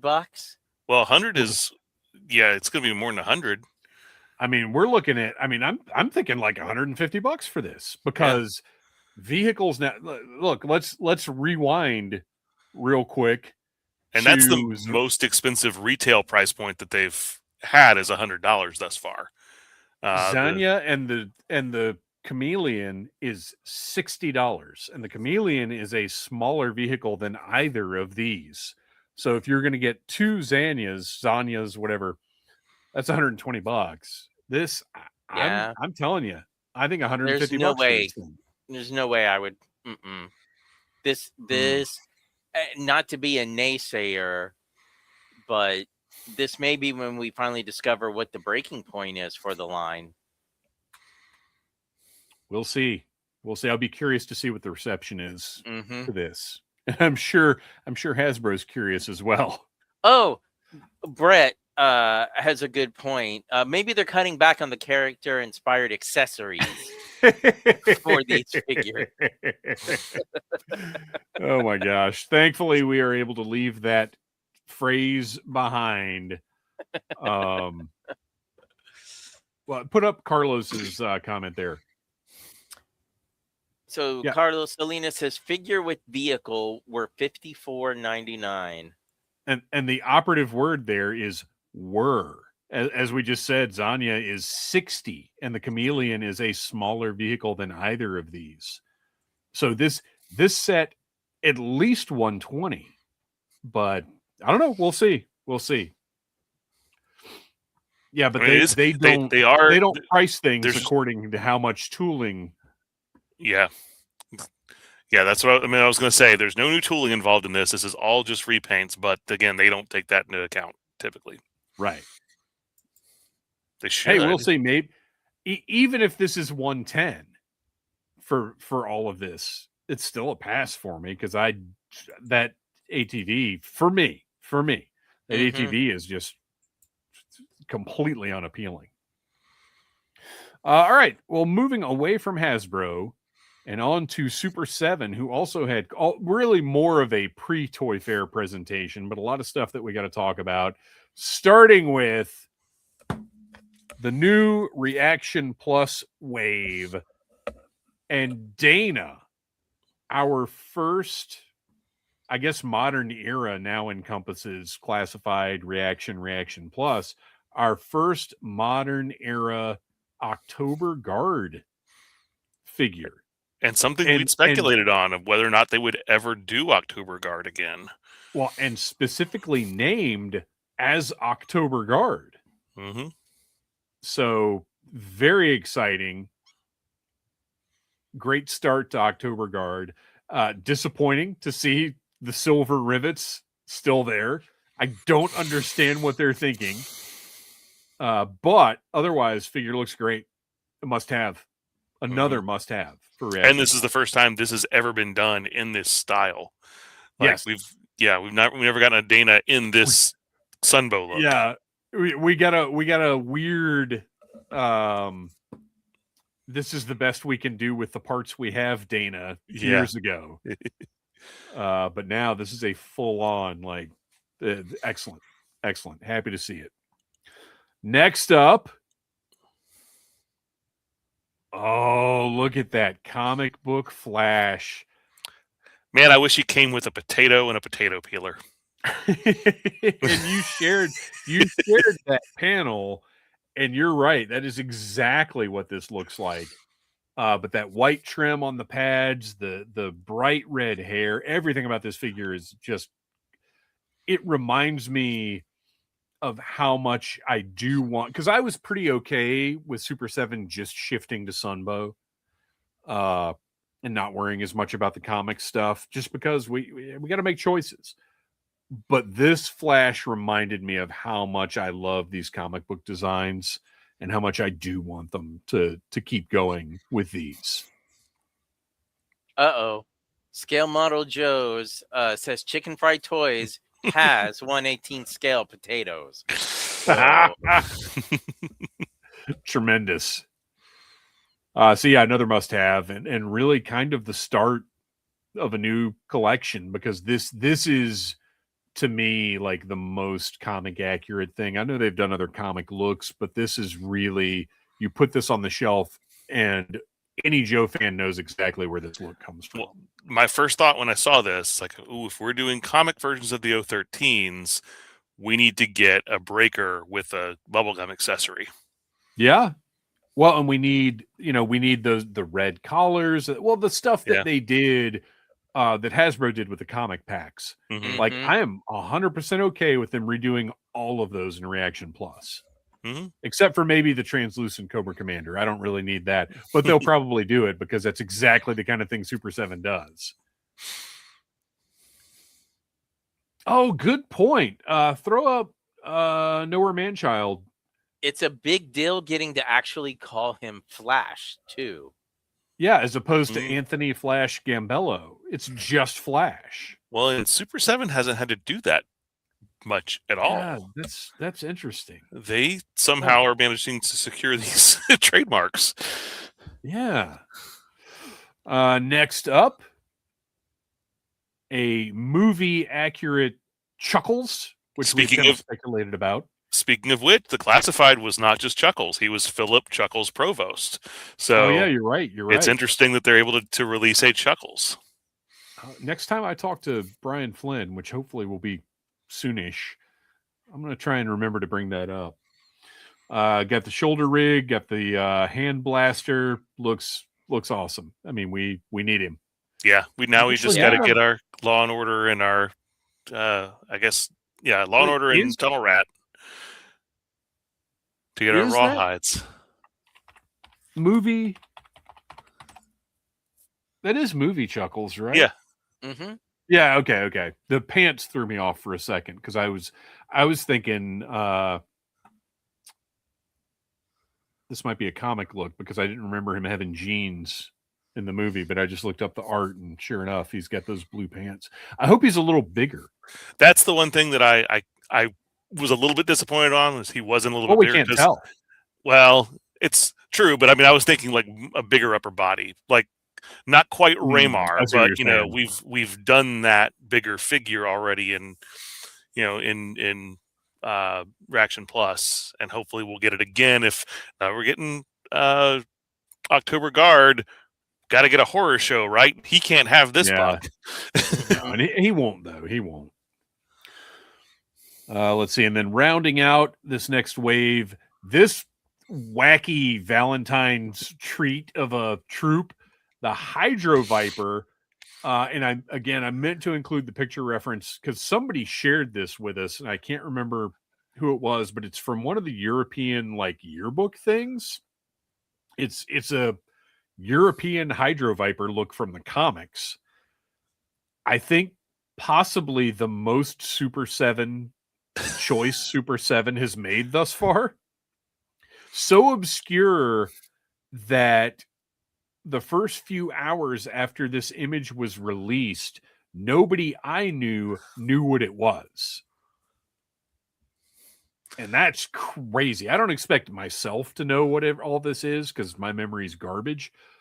But nobody in our circle knew what this was for a while. Although in this weird pink body, he looks like a muscle.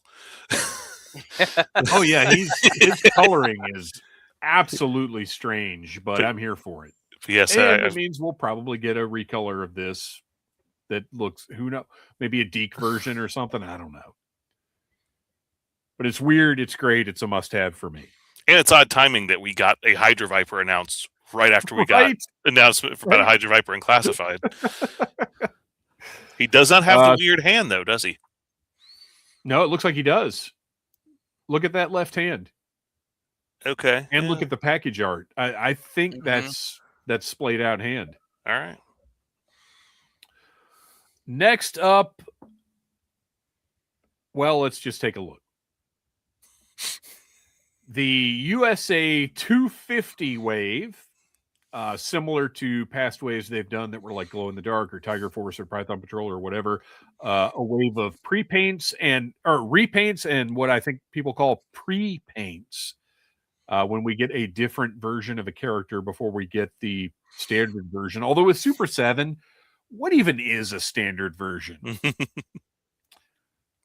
So these are all red, white, and blue themed. First up, we're looking at Duke. I mean, it's neat. The blue for me is a little too. If they're going to do something this, I don't know what the word is. If they're going to do something like this, go for it. Give me a bright red, a bright blue.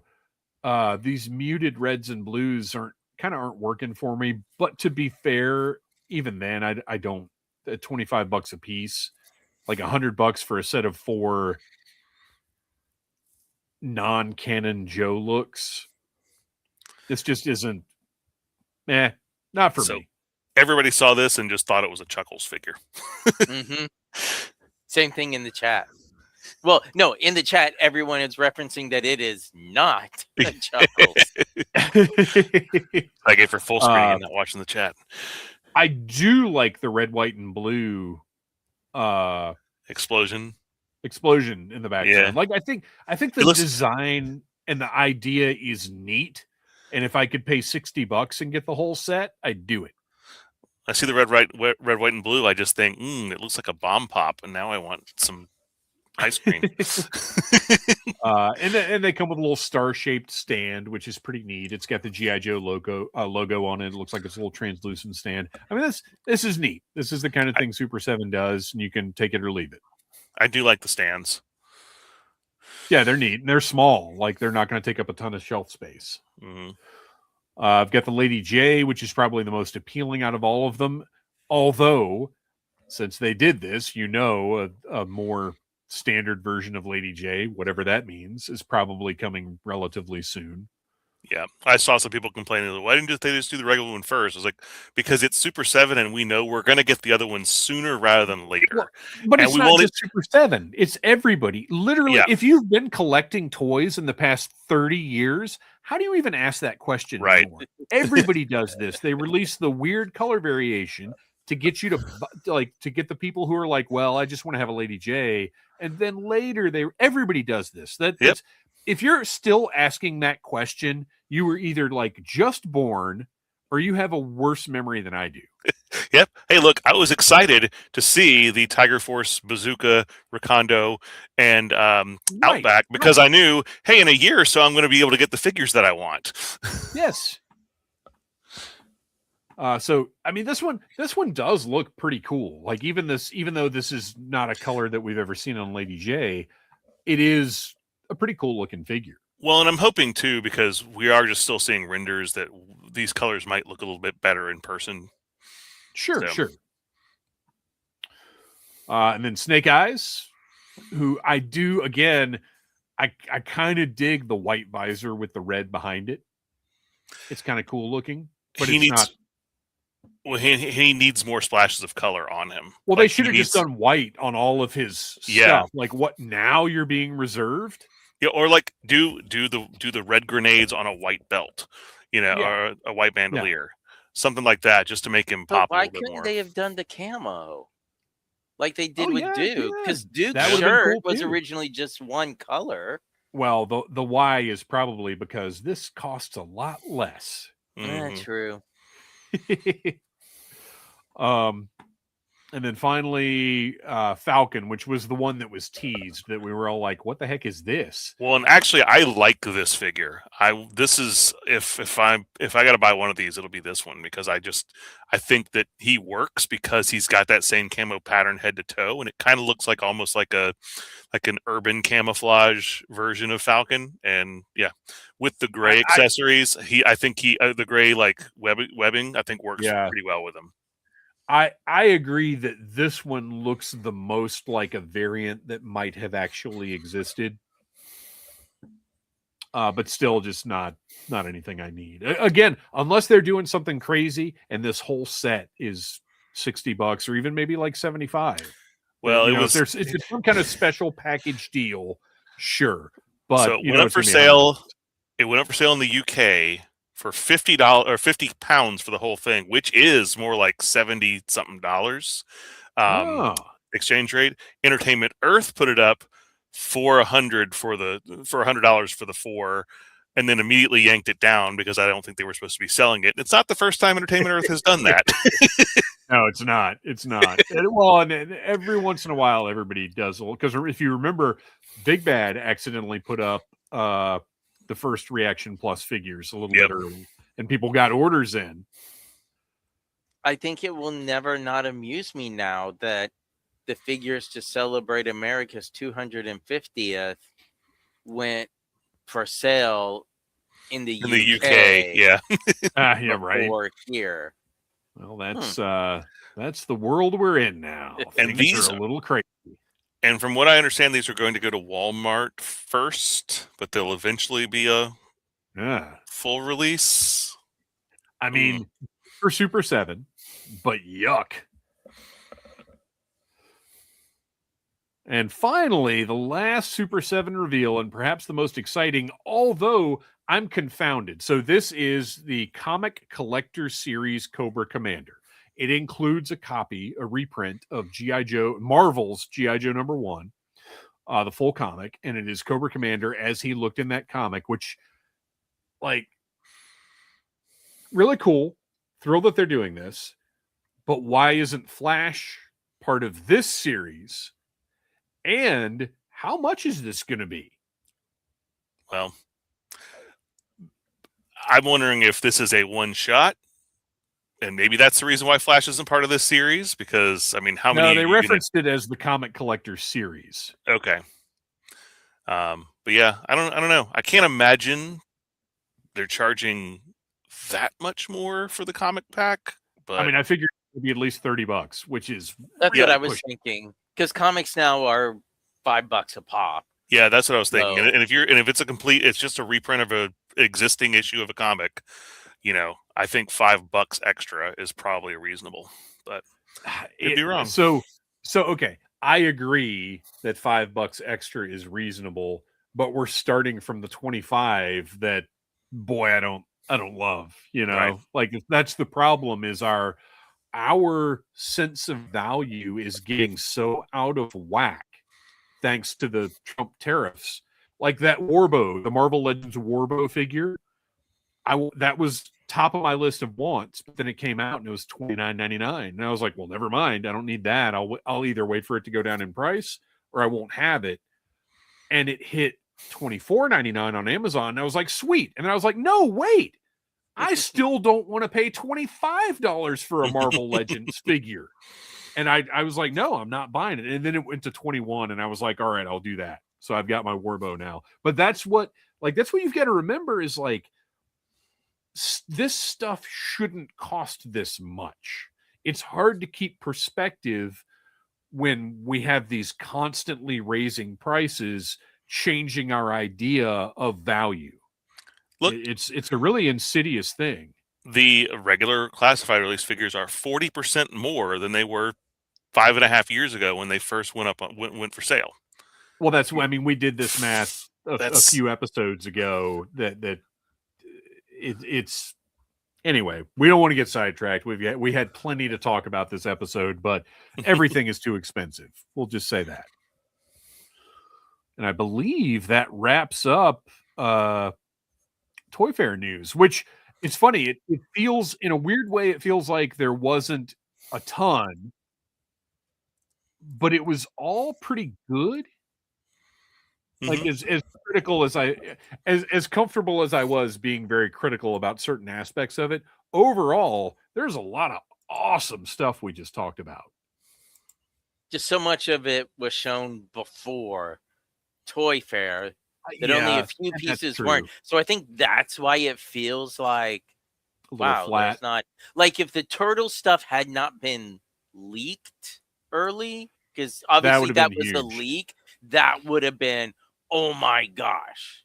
Yeah, I agree. But well, and I think the reason I still got as excited as I did is we saw those renders, and I've really kind of programmed myself now to not get too invested one way or the other in renders, because we know how different it is. Like, we'll just look at the chameleon. The render of the chameleon was just not good. And I'm not saying the actual product we saw is great, but it's way better than that render. And that's usually how, like, you just can't judge from those. So I've almost kind of muted my emotions about renders to get to the point where I take it in as information, but I reserve my judgment until later on. That's what I try to do anyway.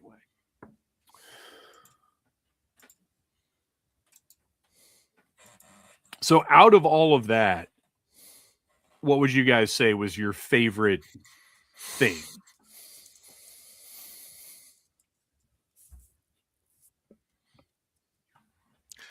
I'm kind of with you on Zartan.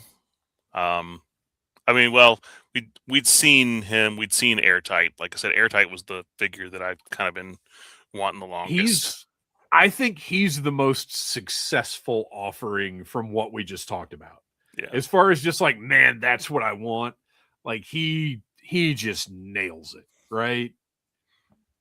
I'm actually going to go with that, and I'm surprising myself by saying this, but that Reaction Plus Flash churned up so many like nostalgic emotions for me and made me so happy to see that they're doing that.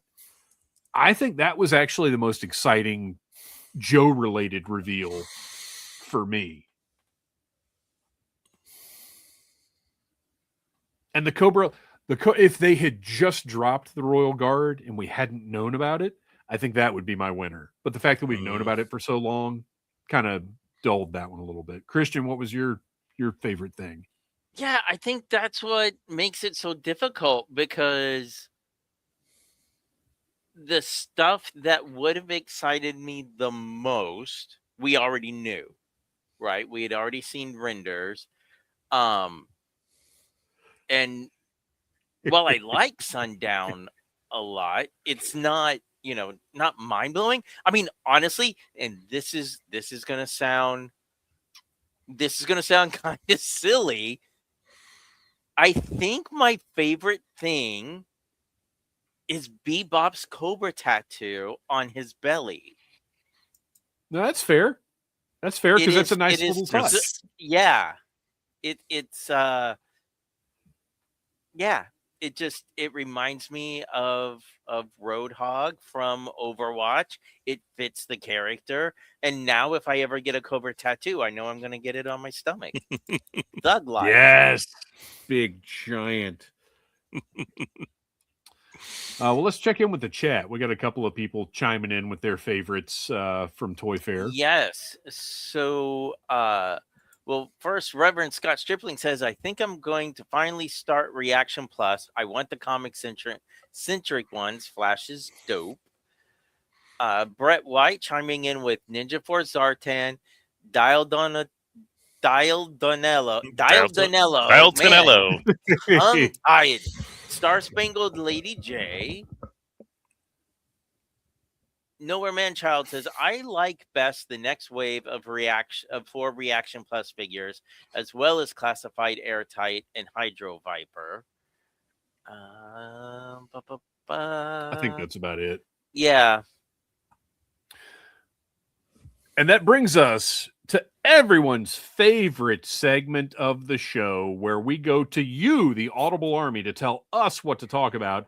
Be sure you're following Audible Interlude Podcast on Instagram. Every time we're doing a live stream, we will throw up a sound off post where we ask for input as to what we should talk about on the show. And I got to give everybody that pitched in this week credit, because nobody said talk about Toy Fair. Like, we actually got, because that always happens. Like, well, obviously we're going to talk about Toy Fair. We got some different stuff here.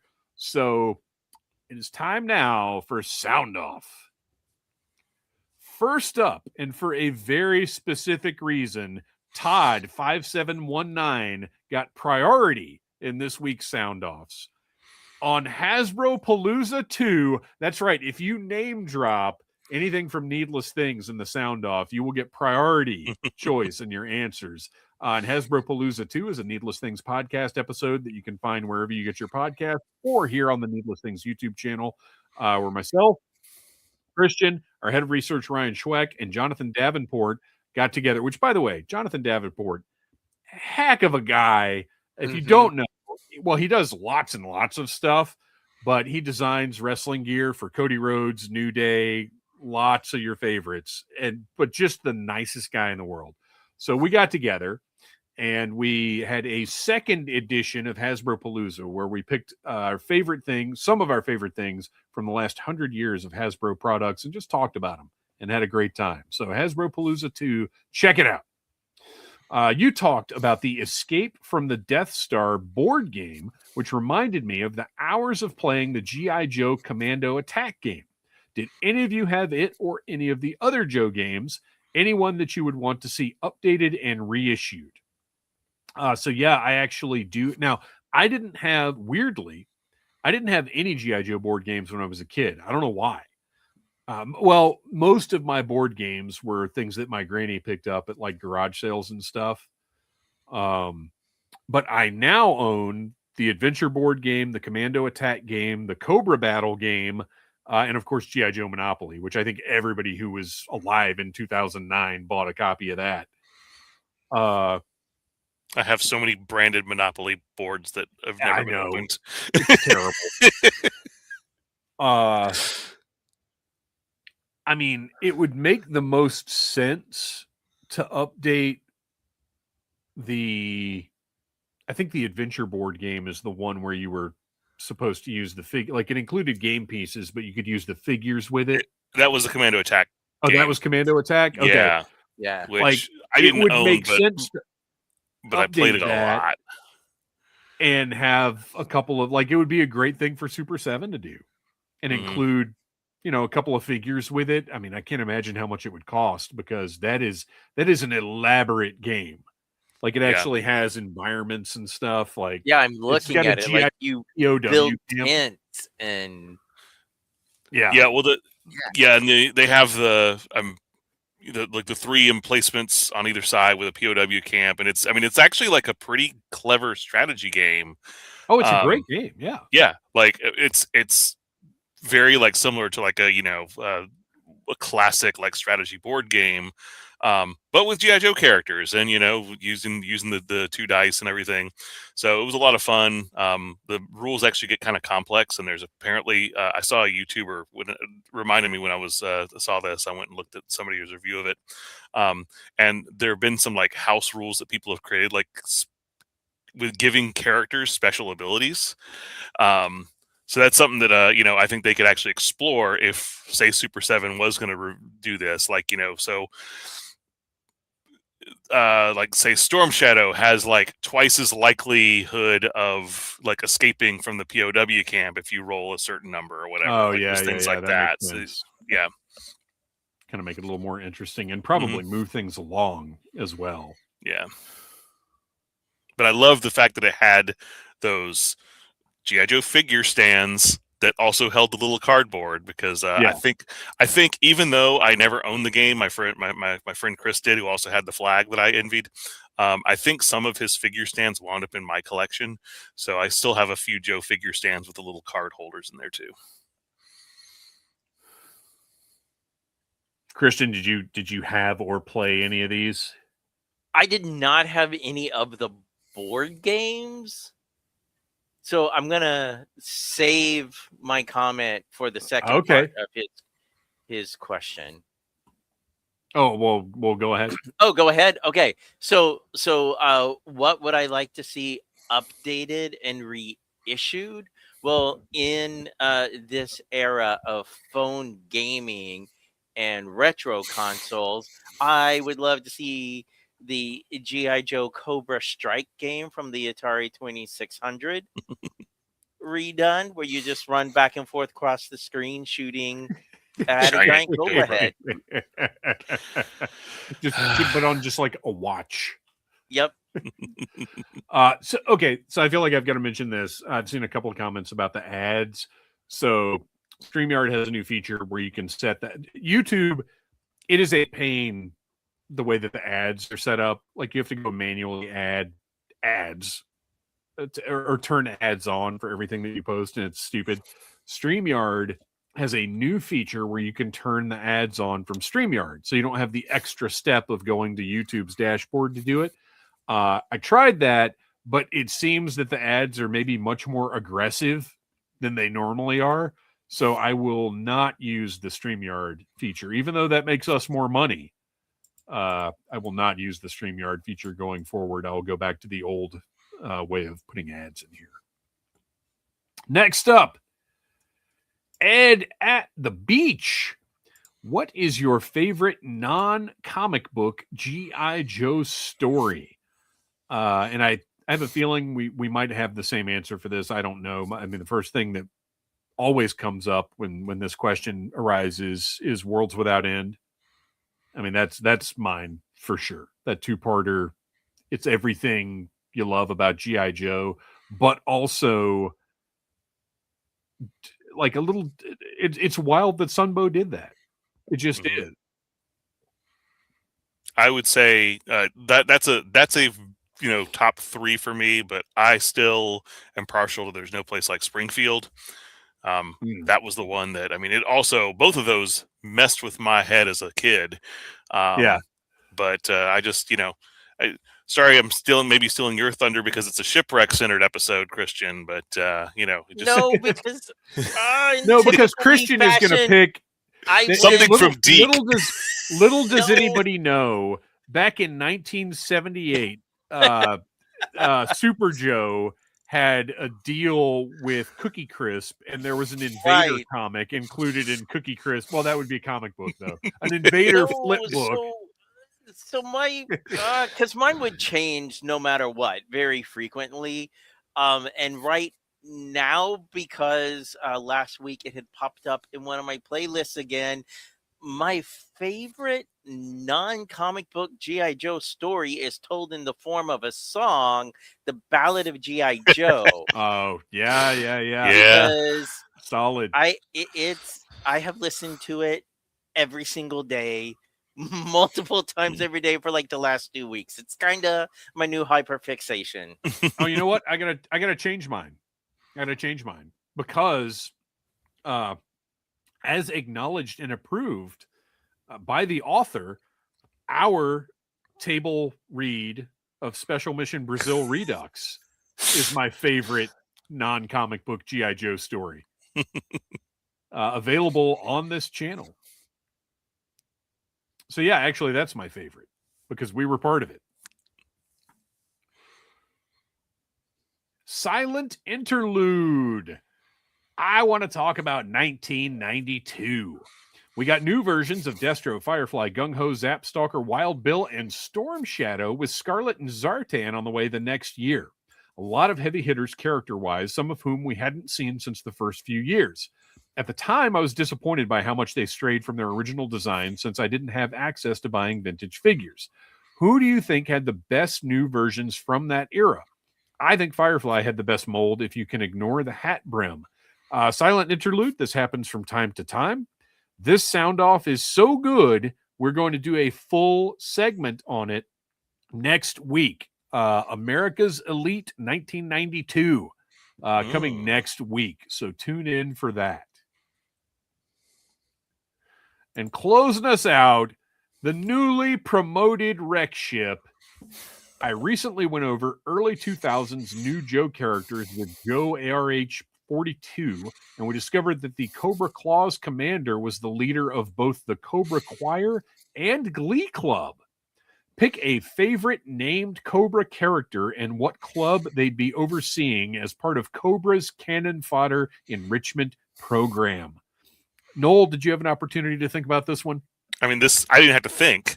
It popped right into my head. Major Blood, of course, is leading the Poetry Slam Club. Sometimes the low-hanging fruit is the sweetest. Yeah. Yeah. Okay, here's what I got. Zaymot from the Sears Wish Book ordered up after the season, got a whole ton of Wish Book rock tumblers for dirt cheap. So he started up the Cobra Auxiliary Gem Polishing Club. So they meet every Tuesday at 6 p.m. and he has all of the members of the Rock Polishing Club load up their tumblers, and he says, all right, now this is going to take a while. So let's go out and have a little smoke break, because these are Cobras. They're evil, so they smoke. Let's go have a little smoke break while our gems are getting polished up. And while they're doing that, Tomax comes in and steals all of the polished gems out of the tumblers and replaces them with regular rocks, so that when the club comes back in, Zaymot's like, well, it doesn't work every time. Better luck next Tuesday. And then he and Tomax go and sell these precious gemstones and key rings on Whatnot. Now, did anybody actually have the rock tumbler as pictured there? I wanted one so bad, but never had it. So I got one for Christmas one year. I am sure we just lost like half of our viewers. I am sure that my parents discussed it first and said, we have a basement, so this is okay because we can put this somewhere, because it has to run for like weeks. It spins constantly for weeks to polish those rocks. Right. And it makes the worst noise in the world, not just from the sounds of the rocks tumbling around, but also that engine going. So if anybody bought that who lived in a little bungalow without without a basement or something, I'm sure that your parents threw that thing out the window after the first 2 hours. You weren't sleeping if you had that in your house. Worse even than the uncle who bought your kid the toddler drum kit. Yes. All right, Kristian, intentionally saved you for last. And here I thought I actually went with the lowest hanging fruit because I just went off real world statistics, and the head of Cobra's Dare program would be Headman. Well, that's just deranged. I mean, you know, you get the most vulnerable ones that way. Well, that brings us to the end of Sound Off. We had a fun little time that I forgot to put the banner up for, but that's okay because everybody knows what we're doing. And now it is time for the final segment of the show. That is Joe and Tell, where each of us has a little something to put up on the screen, share with the camera or whatever, a little visual to discuss and share with the class. I'm going to kick it off because mine is actually part of our presentation here. Something that I've had for a while, and it just hadn't occurred to me to use it for this segment. So a couple of years ago, as part of an eBay purchase, the seller just threw in this incredible trading card. Now, I'm not positive. Is this from those, was it 92 or whatever trading cards that are everywhere? I don't think it's from those. Or was it packed in with figures or something? Somebody in the chat knows what this is from. But what we're looking at is live action characters. What is this? Barricade? No, it's not Barricade. Who the heck are these guys? Like, I could, even looking at figures, I couldn't quite tell who they're supposed to be. The one with the mustache, not his outfit, but his face is reminding me of the live action live action Gung Ho from the Mega Marines commercial. But for all of the live action commercials, they wore toy accurate outfits. So right. I don't, according to Brett White, these came with figures. Okay. So we've got a card back here that we'll talk about in a second. So Nowhere Manchild says that is Mega Marines Gung Ho. Yeah, I'm pulling up the app because it that commercial. Well, they did the same thing with like Ninja Force and that, like those live action commercials I love them. And I did finally, I can't remember if it was earlier this week or last week. I have it in my my folder.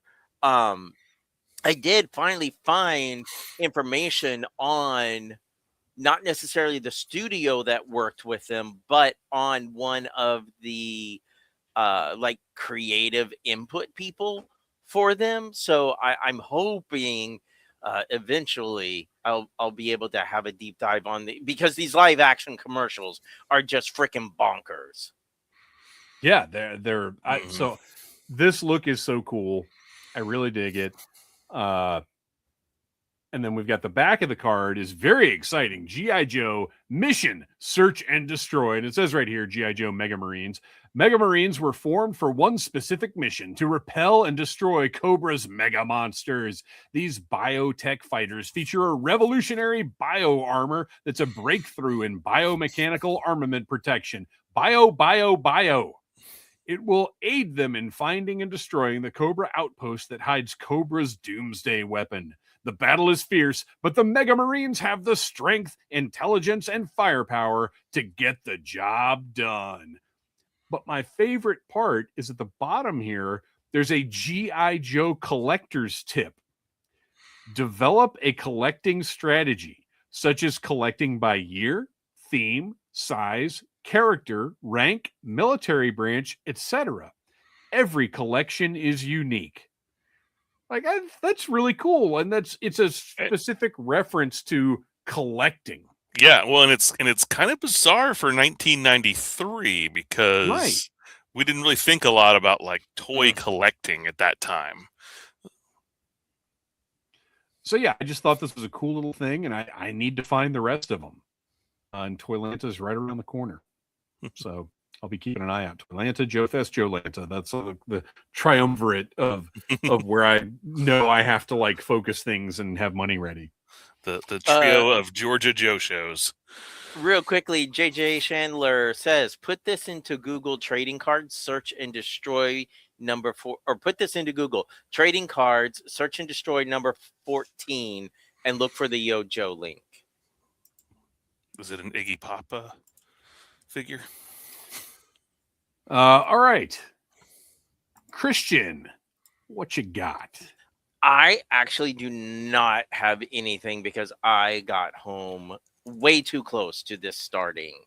So yeah, your work schedule lately has been a struggle. Yes.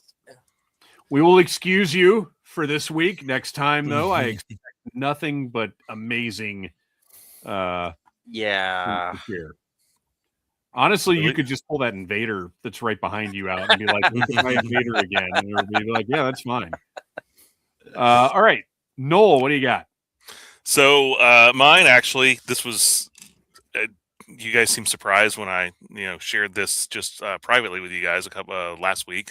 But I got the notification while I was out in San Diego, and I wasn't really paying attention much to my email. So I saw it, and I was like, "Oh, cool, it's shipping."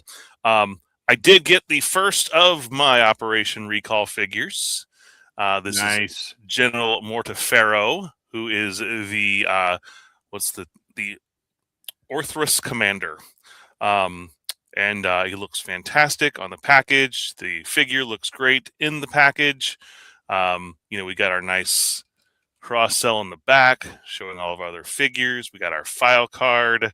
I mean, there's a lot of the details, the accessories listed and all that. So, feels like a classic G.I. Joe card, but, obviously it's got its own appeal to it. I'm holding off on opening him.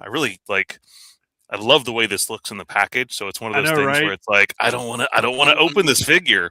But he looks so cool, and with that nice, red and black, and he's got the soft goods cape there. The gold mask, only slightly, reminiscent of maybe he would hang out with our Iron Grenadiers if I were to display this guy. No. But,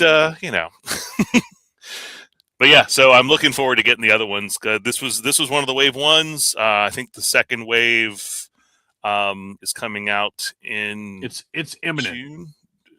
May or June, I think, is when it's expected. Oh, is it that? See, I thought it was sooner than that. I thought the second wave was hot on the heels of the first wave, but I could be totally wrong.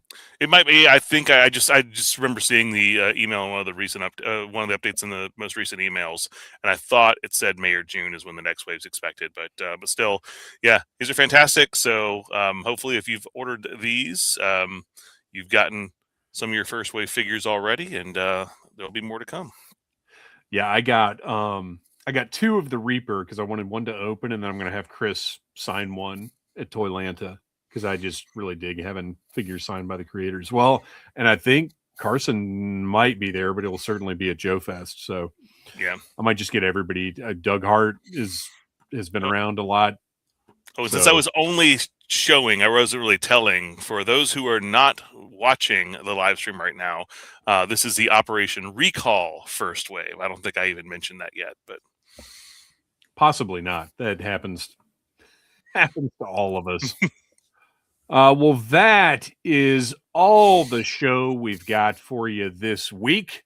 Our music is by Chris Lodge of Neon Warlords. Be sure and check out Neon Warlords. They are absolutely fantastic synth rock metal band that I feel very fortunate. Chris was my number one choice to do. Like when I found out we were going to have to do a new theme song, he was the first one I wanted to do it. Unfortunately, he had the time and he had the inspiration and got it done real quick. So check out Neon Warlords. Follow us on Instagram at Audible Interlude Podcast. Kristian, where can we find that toy photography that you do so well? You can find me on Instagram and Blue Sky under the name Legion Cub. And Noel, why don't you tell us a little bit about The Finest? The Finest is an international G.I. Joe costuming club raising money for our charity partner, Canines for Warriors.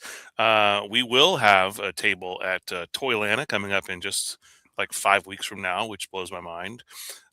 We will also have presence at Joe Fest, Joelana, and all shows throughout the entire United States and beyond over the course of 2026.